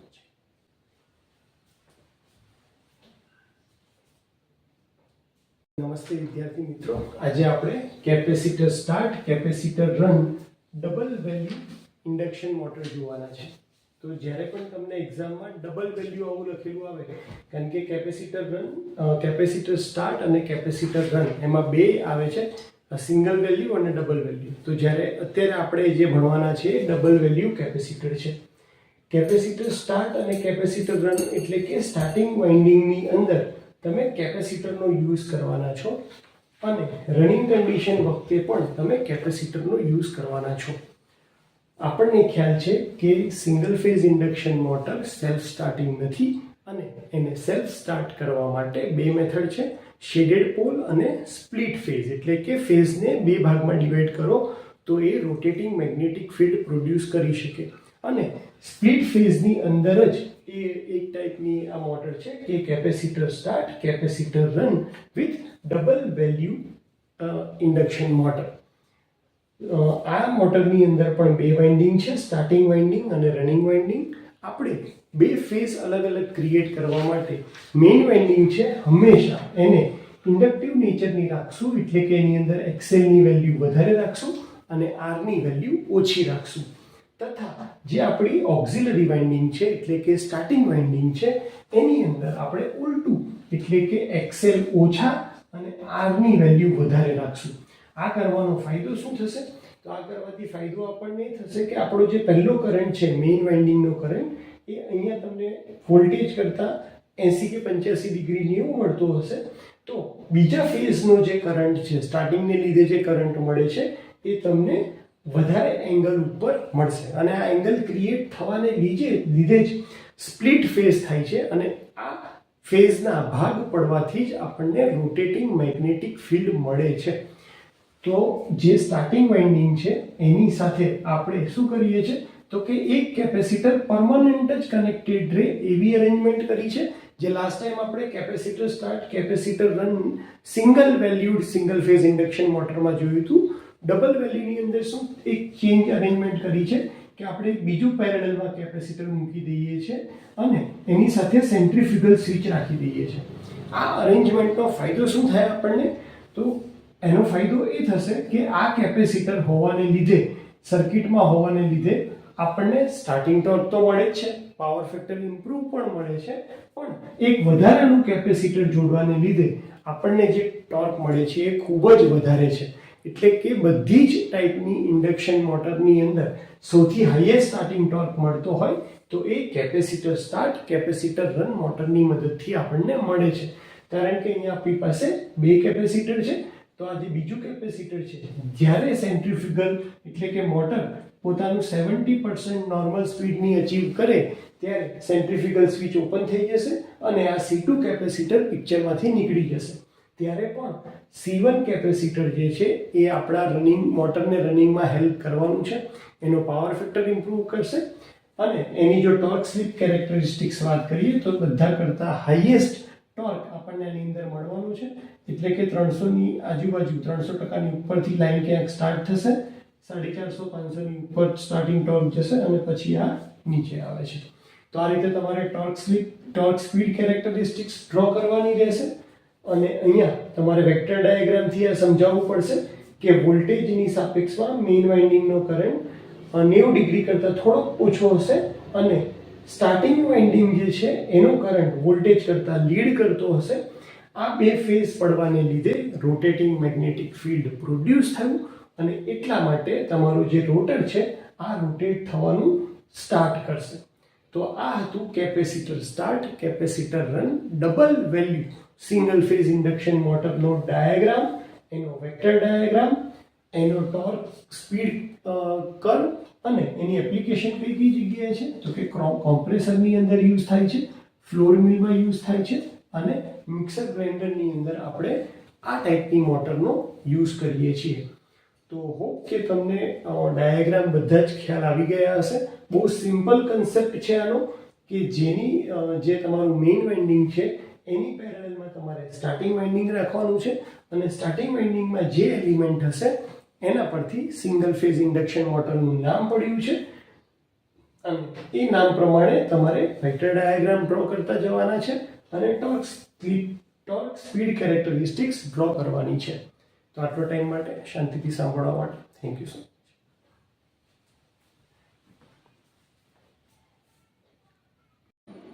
નમસ્તે વિદ્યાર્થી મિત્રો, આજે આપણે જોવાના છે equivalent circuit of single phase induction motor. Single phase induction મોટરને સર્કિટના ફોર્મમાં કઈ રીતે આપણે રિપ્રેઝેન્ટ કરી શકીએ એ આપણે શીખવાના છે. સૌથી પહેલા જ્યારે આપણે ઇન્ડક્શન મોટર ભણતા હતા ત્યારે આપણે જોયું હતું કે ભાઈ ઇન્ડક્શન મોટરની બધી જ વસ્તુઓ સેમ ટુ સેમ ટ્રાન્સફોર્મર જેવી છે, ખાલી ટ્રાન્સફોર્મરમાં સેકન્ડરી ફિક્સ હોય છે અને અહીંયા આપણું જે રોટર જેને આપણે સેકન્ડરી કહીએ છીએ એ રોટેટિંગ હોય છે. અને એટલા માટે ઇક્વિવેલન્ટ સર્કિટની આપણે જ્યારે શરૂઆત કરીએ તો ટ્રાન્સફોર્મર અને ઇન્ડક્શન મોટર બંનેની ઇક્વિવેલન્ટ સર્કિટ કેવી આવે છે? સેમ આવે છે. તો સૌથી પહેલા હું ડ્રો કરવાની શરૂઆત કરું. તમે અહીંયાથી સપ્લાય વોલ્ટેજ આપશો એટલે સૌથી પહેલા તમારા પાથમાં શું આવશે? અહીંયા આવશે R1 કે જેને આપણે સ્ટેટર વાઇન્ડિંગનો રેઝિસ્ટન્સ કહીએ છીએ. ત્યારબાદ અહીંયા આવશે X1 કે જેને આપણે લીકેજ રિએક્ટન્સ તરીકે ઓળખીએ છીએ. તો અહીંયા આવશે આપણો લીકેજ રિએક્ટન્સ, આ આપણો સ્ટેટર વાઇન્ડિંગ રેઝિસ્ટન્સ.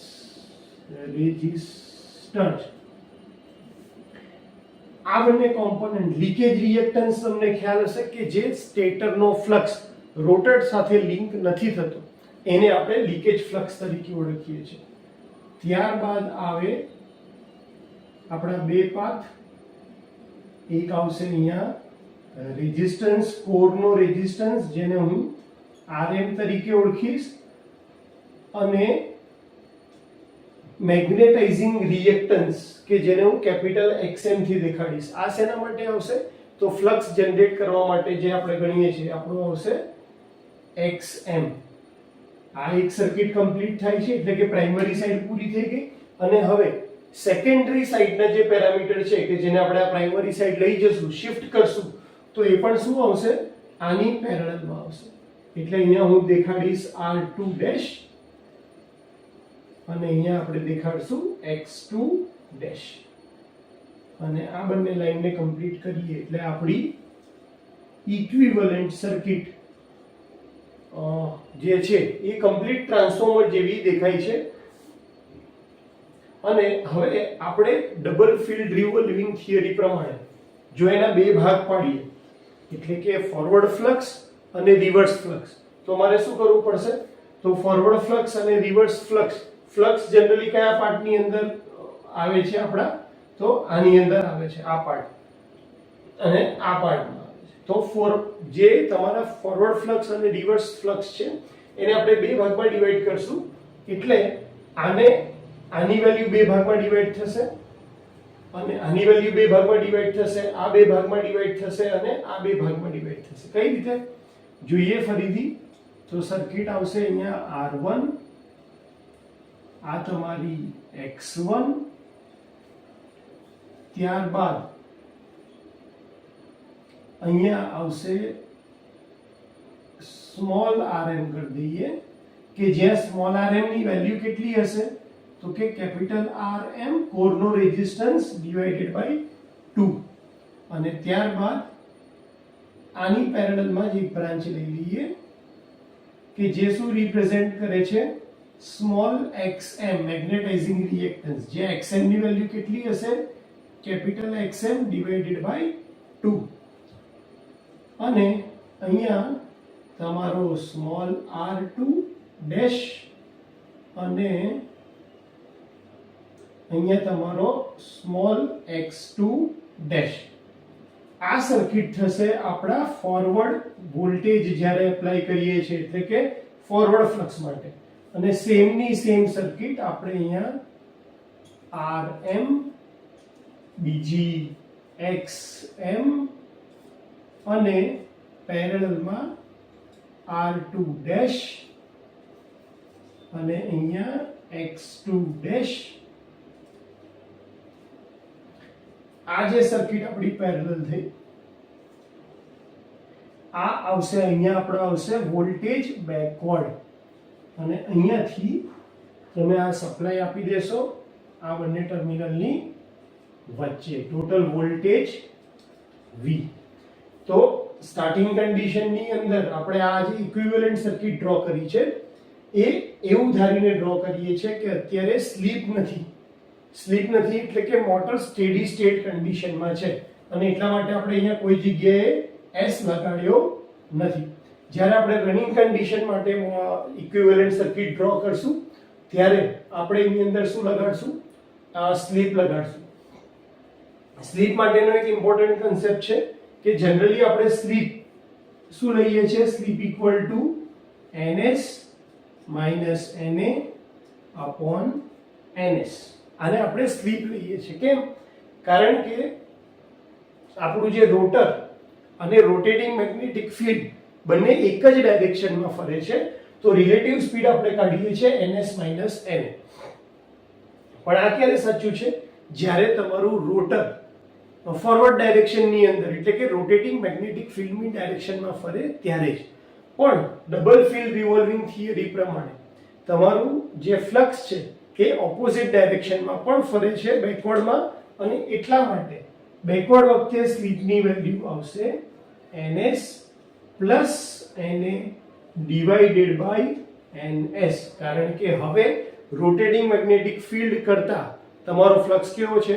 એટલે રોટેટિંગ મેગ્નેટિક ફિલ્ડની ડાયરેક્શન અલગ છે અને તમારા રોટરની ડાયરેક્શન ઊંધી છે, અને એટલા માટે બેકવર્ડ વખતે તમારી સ્લીપની ફોર્મ્યુલા આવશે આ. જો આપણે એને થોડુંક સિમ્પ્લિફાઈ કરીએ તો s = 1 - na/ns, એટલે ફોરવર્ડ કન્ડિશનમાં જો હું લઉં na/ns નો રેશિયો શું થશે? તો 1/s, અને એ જ વેલ્યુ જો હું અહીંયા મૂકી દઉં બેકવર્ડ વખતે તો આ થશે 1 plus na/ns. s backward equal to અહીંયા na/ns ની જગ્યાએ હું મૂકી દઉં 1 - s, તો અહીંયા થશે 1 પ્લસ 1 - s, એટલે બેકવર્ડ ની અંદર સ્લીપની વેલ્યુ આવશે 2 - s. આ બહુ ઇમ્પોર્ટન્ટ કન્સેપ્ટ છે કે ભાઈ ફોરવર્ડ ની અંદર તમારી સ્લીપની વેલ્યુ હોય છે s, જ્યારે બેકવર્ડ કન્ડિશન તમે ધારો છો મેગ્નેટિક ફિલ્ડની, ત્યારે તમારી સ્લીપની વેલ્યુ હોય છે 2 - s. એટલે આપણા આ જે ફોરવર્ડ પેરામીટર છે એમાં અહીંયા r2 ના અપોન s આવશે અને બેકવર્ડમાં આવશે r2 ના છેદમાં 2 - s. તો ઇક્વિવેલન્ટ સર્કિટ જ્યારે પણ પૂછાય ત્યારે આપણે ટોટલ 4 પાર્ટ ડ્રો કરીશું.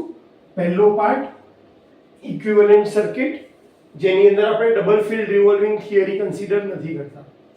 સેકન્ડ પાર્ટ કે જેની અંદર આપણે કન્સિડર કરીએ છીએ ડબલ ફિલ્ડ રિવોલ્વિંગ થિયરી, અને એ પ્રમાણે આપણે ફોરવર્ડ ફ્લક્સ અને રિવર્સ ફ્લક્સ અથવા તો બેકવર્ડ ફ્લક્સ બે માટે આ આખી સર્કિટને બે ભાગમાં તોડી દઈએ છીએ. બે ભાગમાં તોડવાથી આની અને આની વેલ્યુ અને આની અને આની વેલ્યુ કેટલી થઈ જશે?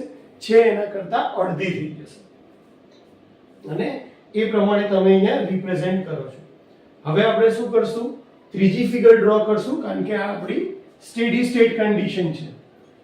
સ્ટેડી સ્ટેટ કન્ડિશન એટલે શું? કે જ્યારે na ની વેલ્યુ કેટલી છે? 0, અને સ્લીપની વેલ્યુ એટલે કેટલી થઈ જશે? 1.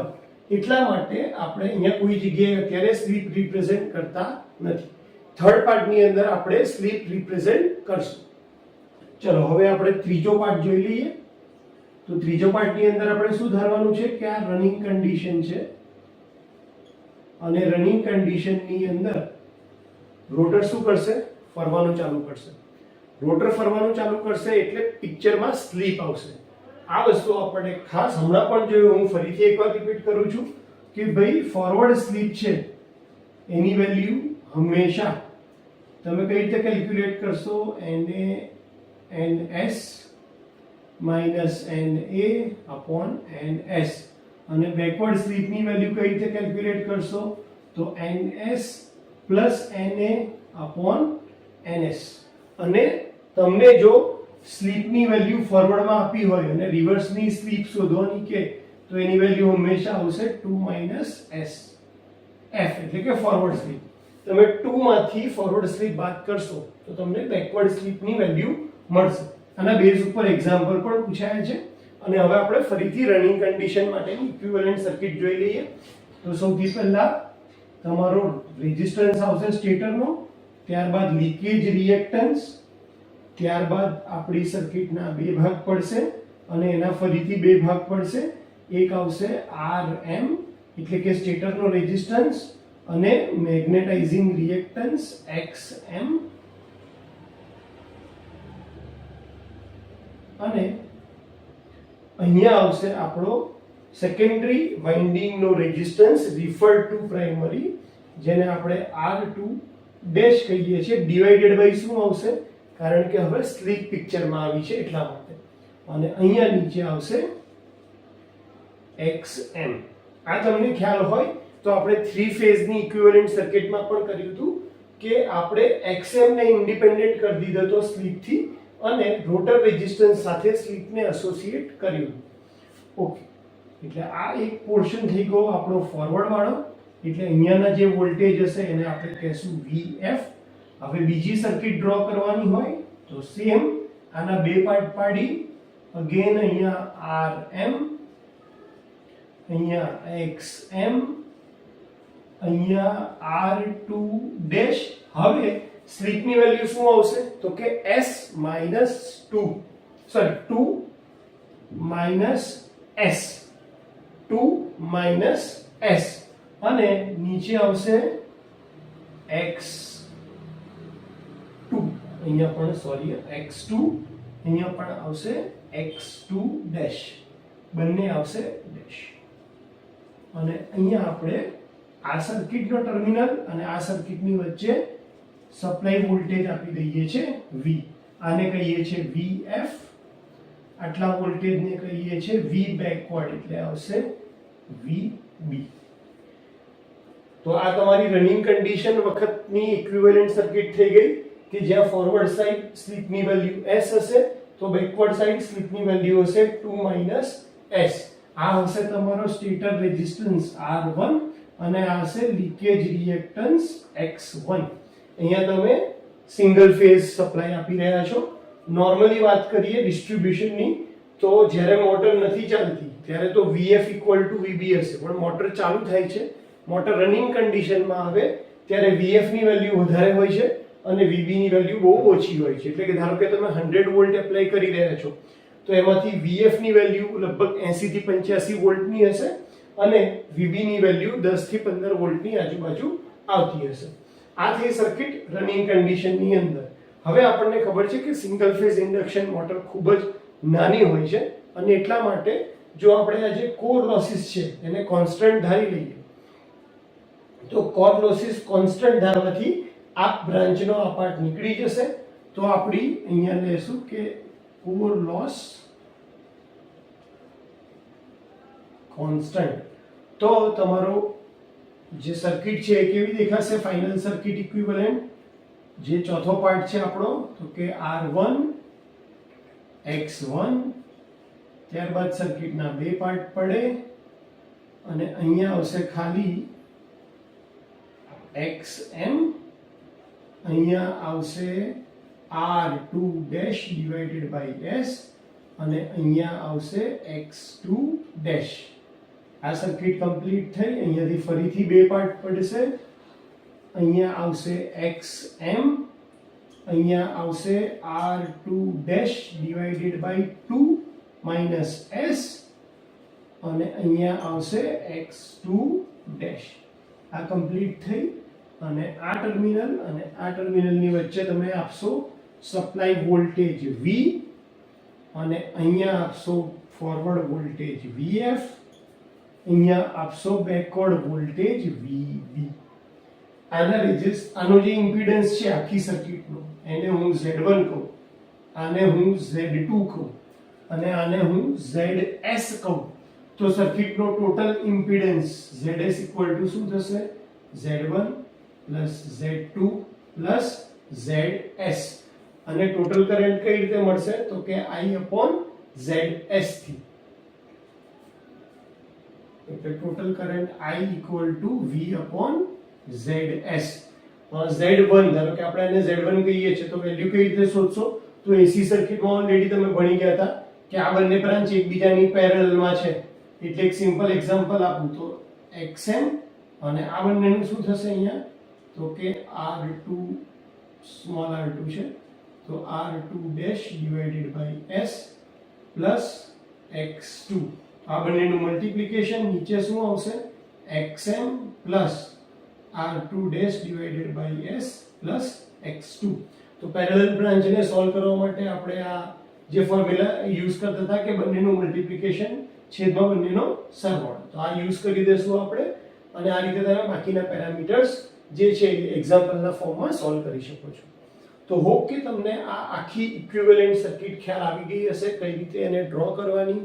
એ 4 પાર્ટમાં સર્કિટ ડ્રો થશે. પહેલા પાર્ટની અંદર બેઝિક સર્કિટ, બીજા પાર્ટની અંદર આપણે ડબલ ફિલ્ડ રિવોલ્વિંગ થિયરીને ધ્યાનમાં રાખીને એના બે પાર્ટ કરીશું અને એ પાર્ટની અંદર આપણે ધારીએ છીએ કે મશીન સ્ટેડી સ્ટેટ કન્ડિશનમાં છે, એટલા માટે એમાં સ્લીપ આવતી નથી.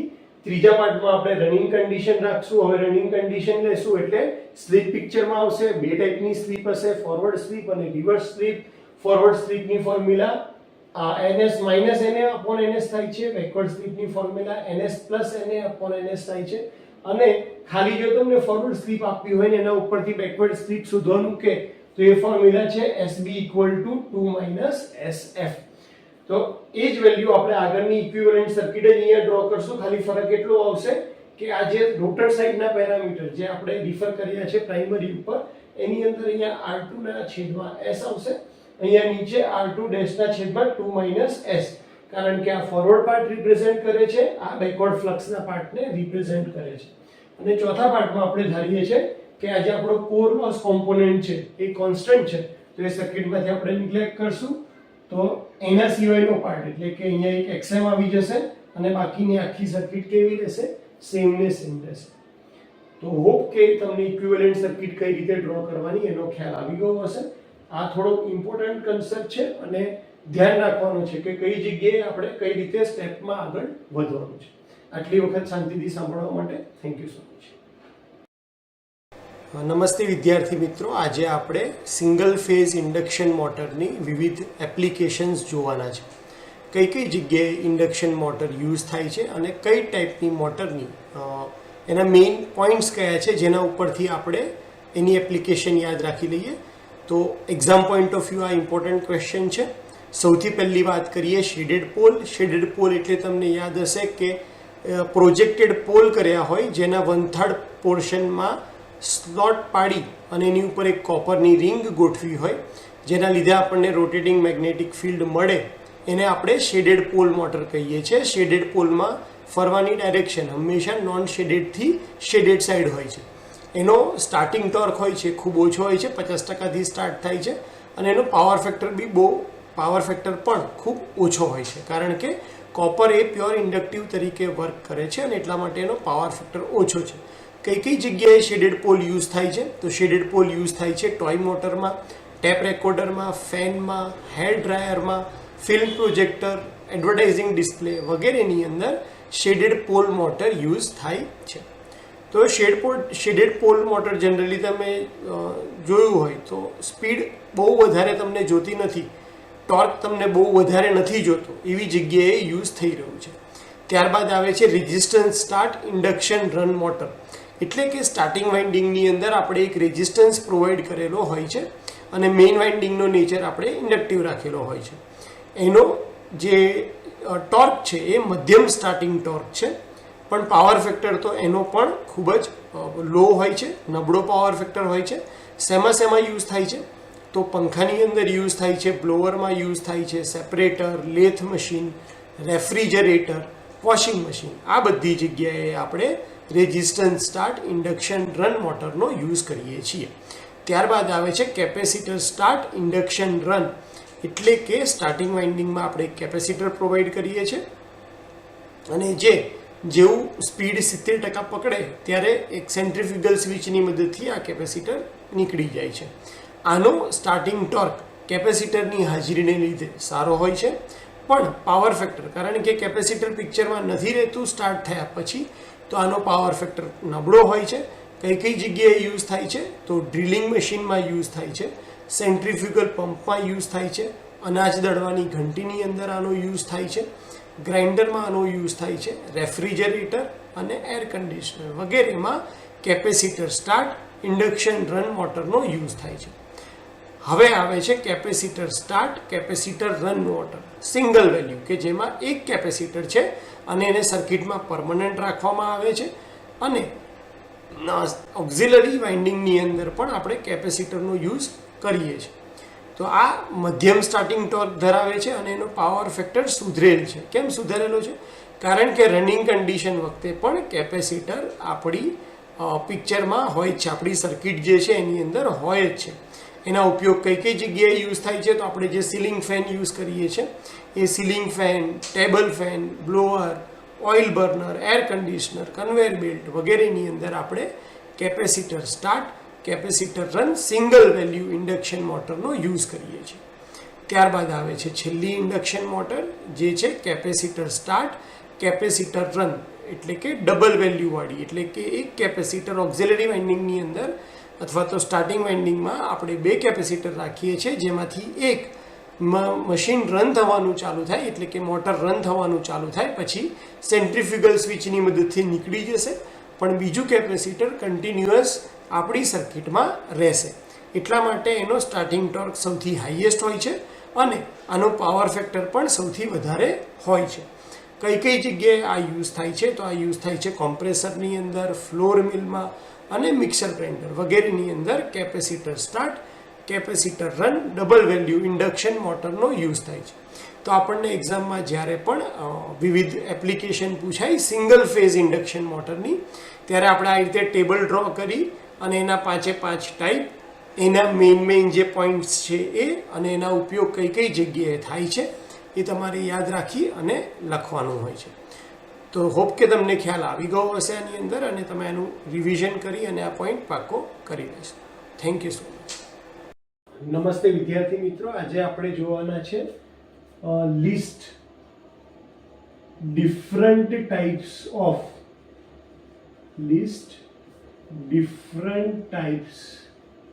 Of single phase induction motor.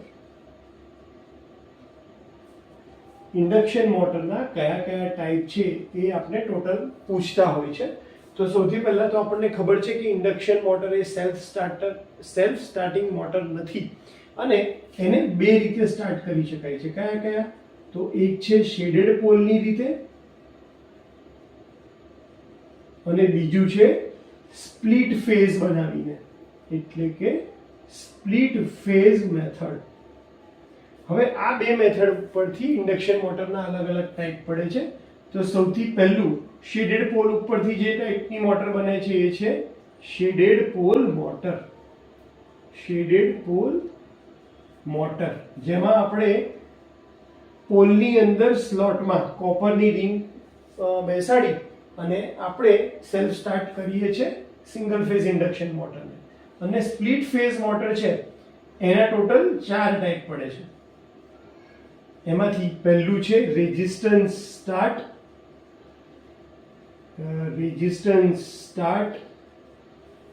Induction run motor, induction run motor. ત્યારબાદ એટલે ઓક્ઝિલરી વાઇન્ડિંગમાં રેઝિસ્ટન્સ છે, એની જગ્યાએ બીજું આવે છે કેપેસિટર સ્ટાર્ટ, એટલે કે સ્ટાર્ટિંગ વાઇન્ડિંગમાં કેપેસિટર અને induction run motor.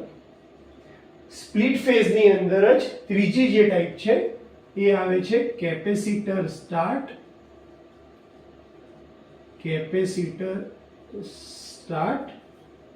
Capacitor run motor, capacitor run motor. અને આની અંદર સિંગલ વેલ્યુ, કારણ કે એક જ કેપેસિટર હોય છે એટલે આનું આવે છે સિંગલ વેલ્યુ. અને પાંચમું અને આખરી ટાઈપ આપણી છે capacitor start, capacitor run motor. તમને થશે ત્રીજું અને ચોથું એક જ છે, એક જ જેવું દેખાય છે. હા, પણ એની અંદર ખાલી એટલી ફરક છે કે આમાં એક કેપેસિટર હોય છે અને આમાં 2 કેપેસિટર હોય છે, એટલે આનું નામ છે ડબલ વેલ્યુ. ડબલ વેલ્યુની અંદર ઓક્ઝિલરી વાઇન્ડિંગની અંદર આપણે સેન્ટ્રીફ્યુગલ સ્વિચ સાથે એક કેપેસિટર રાખીએ છીએ, જે રનિંગ કન્ડિશનમાં આવતા નીકળી જાય છે અને એક કેપેસિટર પરમનન્ટ રહે છે. તો આ છે ટોટલ 5 ટાઈપ. પણ આપણને એક્ઝામમાં પૂછાય છે એટલા માટે આપણે એને પહેલા મેથડથી સ્ટાર્ટ કરવું પડે ને આપણે લખવું પડે કે ભાઈ ઇન્ડક્શન મોટરને સેલ્ફ સ્ટાર્ટ કરવા માટેની 2 રીત છે, શેડેડ પોલ અને સ્પ્લિટ ફેઝ. અને શેડેડ પોલની એક મોટર છે શેડેડ પોલ મોટર અને સ્પ્લિટ ફેઝની 4 મોટર છે. Resistance start, capacitor start, capacitor start, capacitor start અને ઇન્ડક્શન રન વાળી. તો આ 5 ટાઈપ જ્યારે પણ તમને એક્ઝામમાં પૂછાય list different types of induction motor, ત્યારે તમારે આટલી વસ્તુ લખવાની રહેશે. ઓકે, તમને આ ખ્યાલ આવી ગયો હશે. Thank you so much.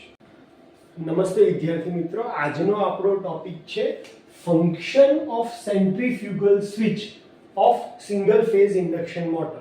Single phase induction મોટરની અંદર વપરાતી સેન્ટ્રીફ્યુગલ સ્વિચનું કામ શું હોય છે? સૌથી પહેલી વસ્તુ આપણે એનો મીનિંગ સમજીએ. સેન્ટ્રીફ્યુગલ એટલે શું? એટલે કે સેન્ટરમાં લાગતા ફોર્સ ઉપર ઓપરેટ થતી. કયા ફોર્સ ઉપર? તો કે સેન્ટરમાં જે ફોર્સ લાગે એના ઉપર ઓપરેટ થતી સ્વિચ, એને કહેવાય સેન્ટ્રીફ્યુગલ સ્વિચ. મોટરના સેન્ટરમાં શું છે? તો કે શાફ્ટ. શાફ્ટ જ્યારે રોટેટ થવાની શરૂઆત કરે એટલે સેન્ટરમાં એક ફોર્સ લાગે અને આ ફોર્સને લીધે જે સ્વિચ ઓપરેટ થાય છે એને આપણે કહીએ છીએ સેન્ટ્રીફ્યુગલ સ્વિચ. બીજી વસ્તુ આપણને ખબર હોવી જોઈએ કે સેન્ટ્રીફ્યુગલ સ્વિચ લાગે છે કઈ રીતે? તો એ હંમેશા ઓક્ઝિલરી અથવા તો જેને આપણે કહીએ છીએ સ્ટાર્ટિંગ વાઇન્ડિંગ, એની અંદર આપણે એને લગાડીએ છીએ. કેમ લગાડીએ છીએ? સેન્ટ્રીફ્યુગલ સ્વિચનું કામ શું છે કે જ્યારે મોટર એની ઓરિજિનલ સ્પીડ કરતા 70% સ્પીડ પકડે, એટલે કે જો મોટરની રોટેશન થવાની કેપેસિટી 1000 rpm ની છે અને જેવા એ 700 rpm અચીવ કરે તો તરત જ સેન્ટ્રીફ્યુગલ સ્વિચની મદદથી ઓક્ઝિલરી વાઇન્ડિંગ જે છે એ મોટરની સર્કિટમાંથી છૂટું પડી જાય અને એટલા માટે સર્કિટમાં પછી ખાલી મેઇન વાઇન્ડિંગ જ રહે. સર્કિટની અંદર ઓક્ઝિલરી વાઇન્ડિંગનું કામ શું છે? તો કે ઇન્ડક્શન મોટરને સ્ટાર્ટ કરવાનું. સ્ટાર્ટ થઈ ગયા પછી એનું કોઈ કામ રહેતું નથી. એટલા માટે સર્કિટમાંથી એને આઇસોલેટ કરવા માટે, સર્કિટમાંથી એને કાઢવા માટે આપણે શેનો યુઝ કરીએ છીએ? Centrifugal switch. એક એક્ઝામ્પલ લઈ લઈએ કે તમારી આ મેઇન વાઇન્ડિંગ છે અને સપોઝ અહીંયા તમારી આ ઓક્ઝિલરી વાઇન્ડિંગ, એની સાથે આપણે એક કેપેસિટર જોઈન કર્યું છે. તો અહીંયા આવશે આ સેન્ટ્રીફ્યુગલ સ્વિચ, અહીંયા આવશે તમારું રોટર, આ છે આપણો શાફ્ટ. તો જેવું તમારી રોટર જે છે એ એની ઓરિજિનલ સ્પીડના 70% સ્પીડ અચીવ કરી લેશે ત્યારે તરત જ સેન્ટ્રીફ્યુગલ સ્વિચ શું થઈ જશે? ઓપન થઈ જશે. એટલે ત્રીજો પોઈન્ટ આપણે કરીએ કે ભાઈ સ્ટાર્ટ કરતી વખતે પહેલા સેન્ટ્રીફ્યુગલ સ્વિચની પોઝિશન કેવી હોય છે? ઓન. અને જેવી 70% સ્પીડ અચીવ કરે પછી એ ઓન માંથી એ સ્વિચ કેવી થઈ જશે? ઓફ થઈ જશે. તો આ હતું સેન્ટ્રીફ્યુગલ સ્વિચનું ફંક્શન. તમને જો એક્ઝામમાં પૂછાય કે સેન્ટ્રીફ્યુગલ સ્વિચનું ફંક્શન સમજાવો તો સૌથી પહેલા લખવાનું છે કે સેન્ટ્રીફ્યુગલ સ્વિચ એ સેન્ટર પર લાગતા ફોર્સની મદદથી ઓપરેટ થતી સ્વિચ છે. બીજો પોઈન્ટ લખવાનો છે કે ભાઈ સેન્ટ્રીફ્યુગલ સ્વિચ હંમેશા ઓક્ઝિલરી અથવા તો સ્ટાર્ટિંગ વાઇન્ડિંગની સાથે સિરીઝમાં કનેક્ટ કરવામાં આવે છે. સિરીઝમાં કનેક્ટ કરવામાં આવે છે. અને ત્રીજો પોઈન્ટ કે જ્યારે મોટર એની ઓરિજિનલ સ્પીડના 70% સ્પીડ અચીવ કરે ત્યારે સેન્ટ્રીફ્યુગલ ફોર્સ લાગવાને લીધે સેન્ટ્રીફ્યુગલ સ્વિચ ઓપરેટ થાય છે અને મશીનને એટલે ઓક્ઝિલરી વાઇન્ડિંગને મેઇન સર્કિટમાંથી એ ઓપન કરી દે છે અને એની સ્ટાર્ટિંગની પોઝિશન હંમેશા ઓન હોય છે અને 70% સ્પીડ અચીવ કર્યા પછી એ ઓફ કન્ડિશનમાં આવી જાય અને ઓક્ઝિલરી વાઇન્ડિંગને છૂટી પાડી દે છે. આને આપણે કહેશું મેઇન વાઇન્ડિંગ અને આને કહેશું આપણે ઓક્ઝિલરી વાઇન્ડિંગ. આ તમારી છે centrifugal switch, CS centrifugal switch. આ તમારું રોટર અને અહીંયા તમે આપશો સપ્લાય. તો હોપ કે તમને સેન્ટ્રીફ્યુગલ સ્વિચનું ફંક્શન ખ્યાલ આવી ગયો હશે. શાંતિથી સાંભળવા માટે થેન્ક યુ સો મચ. તો સિંગલ ફેઝ સપ્લાય, એનાથી રોટેટિંગ મેગ્નેટિક ફિલ્ડ પ્રોડ્યુસ થવું જોઈએ. એ રોટેટિંગ મેગ્નેટિક ફિલ્ડ રોટરના કંડક્ટરને કટ કરે. રોટરના કંડક્ટરને કટ કરે એટલે એમાં EMF ઇન્ડ્યુસ થાય રોટરમાં. રોટરના EMF, રોટર શોર્ટ કરેલું છે એટલા માટે એમાં કરંટ પ્રોડ્યુસ થાય અને એ કરંટ ટોર્ક પ્રોડ્યુસ કરે અને આપણને રોટેશન મળે. તો આ વર્કિંગ પ્રિન્સિપલ સિમ્પલ છે, પણ હવે તકલીફ હવે શરૂ થાય છે કે રોટેટિંગ મેગ્નેટિક ફિલ્ડ લાવવું ક્યાંથી? થ્રી ફેઝ સપ્લાયમાં જો તમને યાદ હોય તો આપણે પ્રૂફ કર્યું હતું કે 3 ફેઝ સપ્લાય આપીએ તો આપણને રોટેટિંગ મેગ્નેટિક ફિલ્ડ મળે છે અને એનું મેગ્નિટ્યુડ કેટલું હોય છે તો કે 1.5 3/2 ટાઈમ્સ 5m એટલે કે 1.5 ગણું ફ્લક્સની મેક્સિમમ વેલ્યુના 1.5 ગણી એની વેલ્યુ હોય અને રોટેટ થતું હોય. 2 ફેઝ સપ્લાય આપીએ તો પણ આપણને રોટેટિંગ મેગ્નેટિક ફિલ્ડ મળે અને એની વેલ્યુ હોય છે 5m. પણ સિંગલ ફેઝ સપ્લાય કોઈ દિવસ રોટેટિંગ મેગ્નેટિક ફિલ્ડ પ્રોડ્યુસ કરી શકે નહીં. અને તકલીફ એ છે કે આપણે જો EMF જનરેટ કરાવવો હોય રોટરમાં તો કમ્પલસરી આપણને શું જોઈએ, કોઈ પણ એક વસ્તુ રોટેટિંગ જોઈએ. EMF જનરેટ કરાવવા માટે બે વસ્તુ પહેલા તો ખાસ જોઈએ, એક છે કંડક્ટર અને એક મેગ્નેટિક ફિલ્ડ. આ બેમાંથી કોઈ પણ એક વસ્તુ રોટેટ થતી હોવી જોઈએ. હવે કંડક્ટર તો બાય નેચરલી રોટેટ નહીં થાય કારણ કે આપણે રોટેટ કરાવવાના છે તો આપણું આઉટપુટ છે મિકેનિકલ એનર્જી, તો કંડક્ટર તો રોટેટ નથી થવાના ઓબ્વિયસલી છે. બીજું છે મેગ્નેટિક ફિલ્ડ. હવે સિંગલ ફેઝ સપ્લાય આપવાથી રોટેટિંગ મેગ્નેટિક ફિલ્ડ પણ પ્રોડ્યુસ નહીં થાય તો મોટર શું થયા કરશે, મોટર તો સ્ટેડી રહેશે. આપણે જોઈએ છે કે આપણી મોટર રોટેટ થવી જોઈએ અને એટલા માટે આપણે એવું કોઈ પ્રોવિઝન કરવું પડે કે જેનાથી સિંગલ ફેઝ સપ્લાયથી જે મેગ્નેટિક ફિલ્ડ પ્રોડ્યુસ થાય છે એ કેવું બનાવવું પડે, આપણે રોટેટિંગ મેગ્નેટિક ફિલ્ડ બનાવવું પડે. કારણ કે જો રોટેટિંગ મેગ્નેટિક ફિલ્ડ નહીં હોય તો આ તમારો પ્રિન્સિપલ અહીંયાથી જ અટકી જશે. કારણ કે રોટેટિંગ મેગ્નેટિક ફિલ્ડ પ્રોડ્યુસ નહીં થાય તો સપ્લાય રોટર કંડક્ટરમાં જશે નહીં, ત્યાં EMF ને કટ નહીં કરે, EMF પ્રોડ્યુસ નહીં થાય તો કરંટ નહીં આવે, તો ટોર્ક આવવાનો નથી. અને એટલા માટે સિંગલ ફેઝ સપ્લાય મોટર જે છે એ સેલ્ફ સ્ટાર્ટિંગ મોટર નથી કહેવાતી. કારણ કે single phase supply rotating magnetic field produce કરી શકતો નથી. અને એટલા માટે તમારે કોઈક એવી અરેન્જમેન્ટ કરવી પડે આ સપ્લાયથી કે જેથી સિંગલ ફેઝ સપ્લાય શેમાં કન્વર્ટ થઈ જાય, 2 ફેઝમાં કન્વર્ટ થઈ જાય, અથવા તમને બે કરંટ એવા મળે કે જે અલગ અલગ એંગલ ઉપર હોય. જો આ બે કરંટ મળે તો જ તમે રોટેટિંગ મેગ્નેટિક ફિલ્ડ બનાવી શકશો. નમસ્તે વિદ્યાર્થી મિત્રો, આજે આપણે એક સિંગલ ફેઝ ઇન્ડક્શન મોટરનો ક્વેશ્ચન લેવાના છે જે 13/7/2023 ના GTU ની એક્સટર્નલ એક્ઝામમાં પૂછાયો છે અને આ સવાલ 3 માર્ક માટે પૂછાયો છે. સવાલ શું પૂછાયો છે કે for a single phase induction motor if slip of the rotor with respect to forward rotating field is 0.5. એટલે કે આપણને સ્લીપની વેલ્યુ આપી છે, કઈ સ્લીપની, ફોરવર્ડ સ્લીપની વેલ્યુ કેટલી આપી છે 0.05.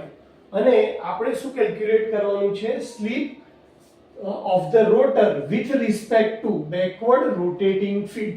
એટલે કે આપણે SB ને કેલ્ક્યુલેટ કરવાની છે. ગુજરાતીમાં કહું તો સિંગલ ફેઝ ઇન્ડક્શન મોટર માટે જો તમને ફોરવર્ડ રોટેટિંગ મેગ્નેટિક ફિલ્ડ, હવે તમને ખ્યાલ હશે કે સિંગલ ફેઝ ઇન્ડક્શન મોટરમાં આપણે ડબલ ફિલ્ડ રિવોલ્વિંગ થિયરી ભણીએ છીએ. Double field revolving theory. Double field revolving theory પ્રમાણે આપણે બે સ્લીપ લઈએ છીએ, એટલે કે બે ફ્લક્સ લઈએ છીએ, એક ફોરવર્ડ ફ્લક્સ અને એક બેકવર્ડ ફ્લક્સ. ફોરવર્ડ ફ્લક્સ અને બેકવર્ડ ફ્લક્સને લીધે આપણી પાસે બે ટાઈપની સ્લીપ આવે છે. અહીંયા આપણને ફોરવર્ડની સ્લીપ આપી છે 0.05 અને એના ઉપરથી આપણે બેકવર્ડની સ્લીપ શોધવાની છે. સિમ્પલ, એકદમ સિમ્પલ સવાલ આપ્યો છે. જો તમે આની આગળની થિયરી બરાબર ભણ્યા હોય તો SB એટલે કે સ્લીપ B ની ફોર્મ્યુલા છે 2 - S એટલે કે 2 - 0.05 એટલે આન્સર આવશે તમારો 1.95. જો તમને પર્સન્ટેજમાં કે તો તમે પર્સન્ટેજ ની અંદર લખી શકો છો 195%. તો આટલો આનો સવાલ છે, પણ આની અંદર કન્સેપ્ટ બહુ ઇમ્પોર્ટન્ટ હતો કે તમને બેકવર્ડ સ્લીપનો કન્સેપ્ટ આ ખબર હોય, આ ફોર્મ્યુલા ખબર હોય તો જ તમે આનો આન્સર લાવી શકો અને એટલા માટે એને 3 માર્ક રાખવામાં આવ્યા હતા. એકવાર શોર્ટમાં આપણે આ ફંડામેન્ટલ ડિસ્કસ કરી લઈએ કે ફોરવર્ડ સ્લીપમાં આપણી સ્લીપની ફોર્મ્યુલા શું હોય છે, તો કે ns - na /ns. અને આપણે વધારે સિમ્પલ ફોર્મમાં લખીએ તો 1 - na NS equal to SF, એટલે કે Na/ns મારે લખવા હોય તો એ લખાય 1/s, અને એ શું છે? ફોરવર્ડ. હવે વાત કરીએ બેકવર્ડ સ્લીપનું. તો બેકવર્ડ સ્લીપ એટલે કે રોટર જ્યારે રોટેટિંગ મેગ્નેટિક ફિલ્ડ કરતા ઊંધી ડિરેક્શનમાં ફરતું હોય તો રિલેટિવ સ્પીડ શું થશે? તો કે સિન્ક્રોનસ સ્પીડ અને એક્ચ્યુઅલ સ્પીડનો સરવાળો. અને એટલા માટે આપણી ફોર્મ્યુલા આવી થઈ જશે. એટલે બેકવર્ડ સ્લીપ ઇક્વલ ટુ, તો અહીંયા આપણે લખીશું 1 પ્લસ Na/ns. હવે આપણને ખ્યાલ જ છે કે Na/ns એટલે 1 માઇનસ s ફોરવર્ડ થાય છે. તો SB equal to 1 plus 1 minus s forward. એટલે એના ઉપરથી s બેકવર્ડની ફોર્મ્યુલા આવી છે 1 પ્લસ 1 એટલે કે 2 માઇનસ સ્લીપ ફોરવર્ડ. તો આપણને એક્ઝામ્પલમાં તો આ બે સ્ટેપ જ છે, પણ 3 માર્ક્સ માટે પૂછાયું છે એટલા માટે પહેલા આપણે સિમ્પલ સ્લીપ ફોરવર્ડની ફોર્મ્યુલા લખી દેવાની, સ્લીપ બેકવર્ડની ફોર્મ્યુલા લખવાની, અને એના પછી આ ડેટા લખી અને ફોર્મ્યુલામાં મૂકી અને તમારે આ આન્સર લાવવાનો રહેશે. તો હોપ કે તમને ફોરવર્ડ સ્લીપ બેકવર્ડ સ્લીપનો ફંડામેન્ટલ ખ્યાલ આવી ગયો હશે અને આ ટાઈપના એક્ઝામ્પલ કઈ રીતે ગણવા એ ખબર પડી ગઈ હશે. Thank you so much.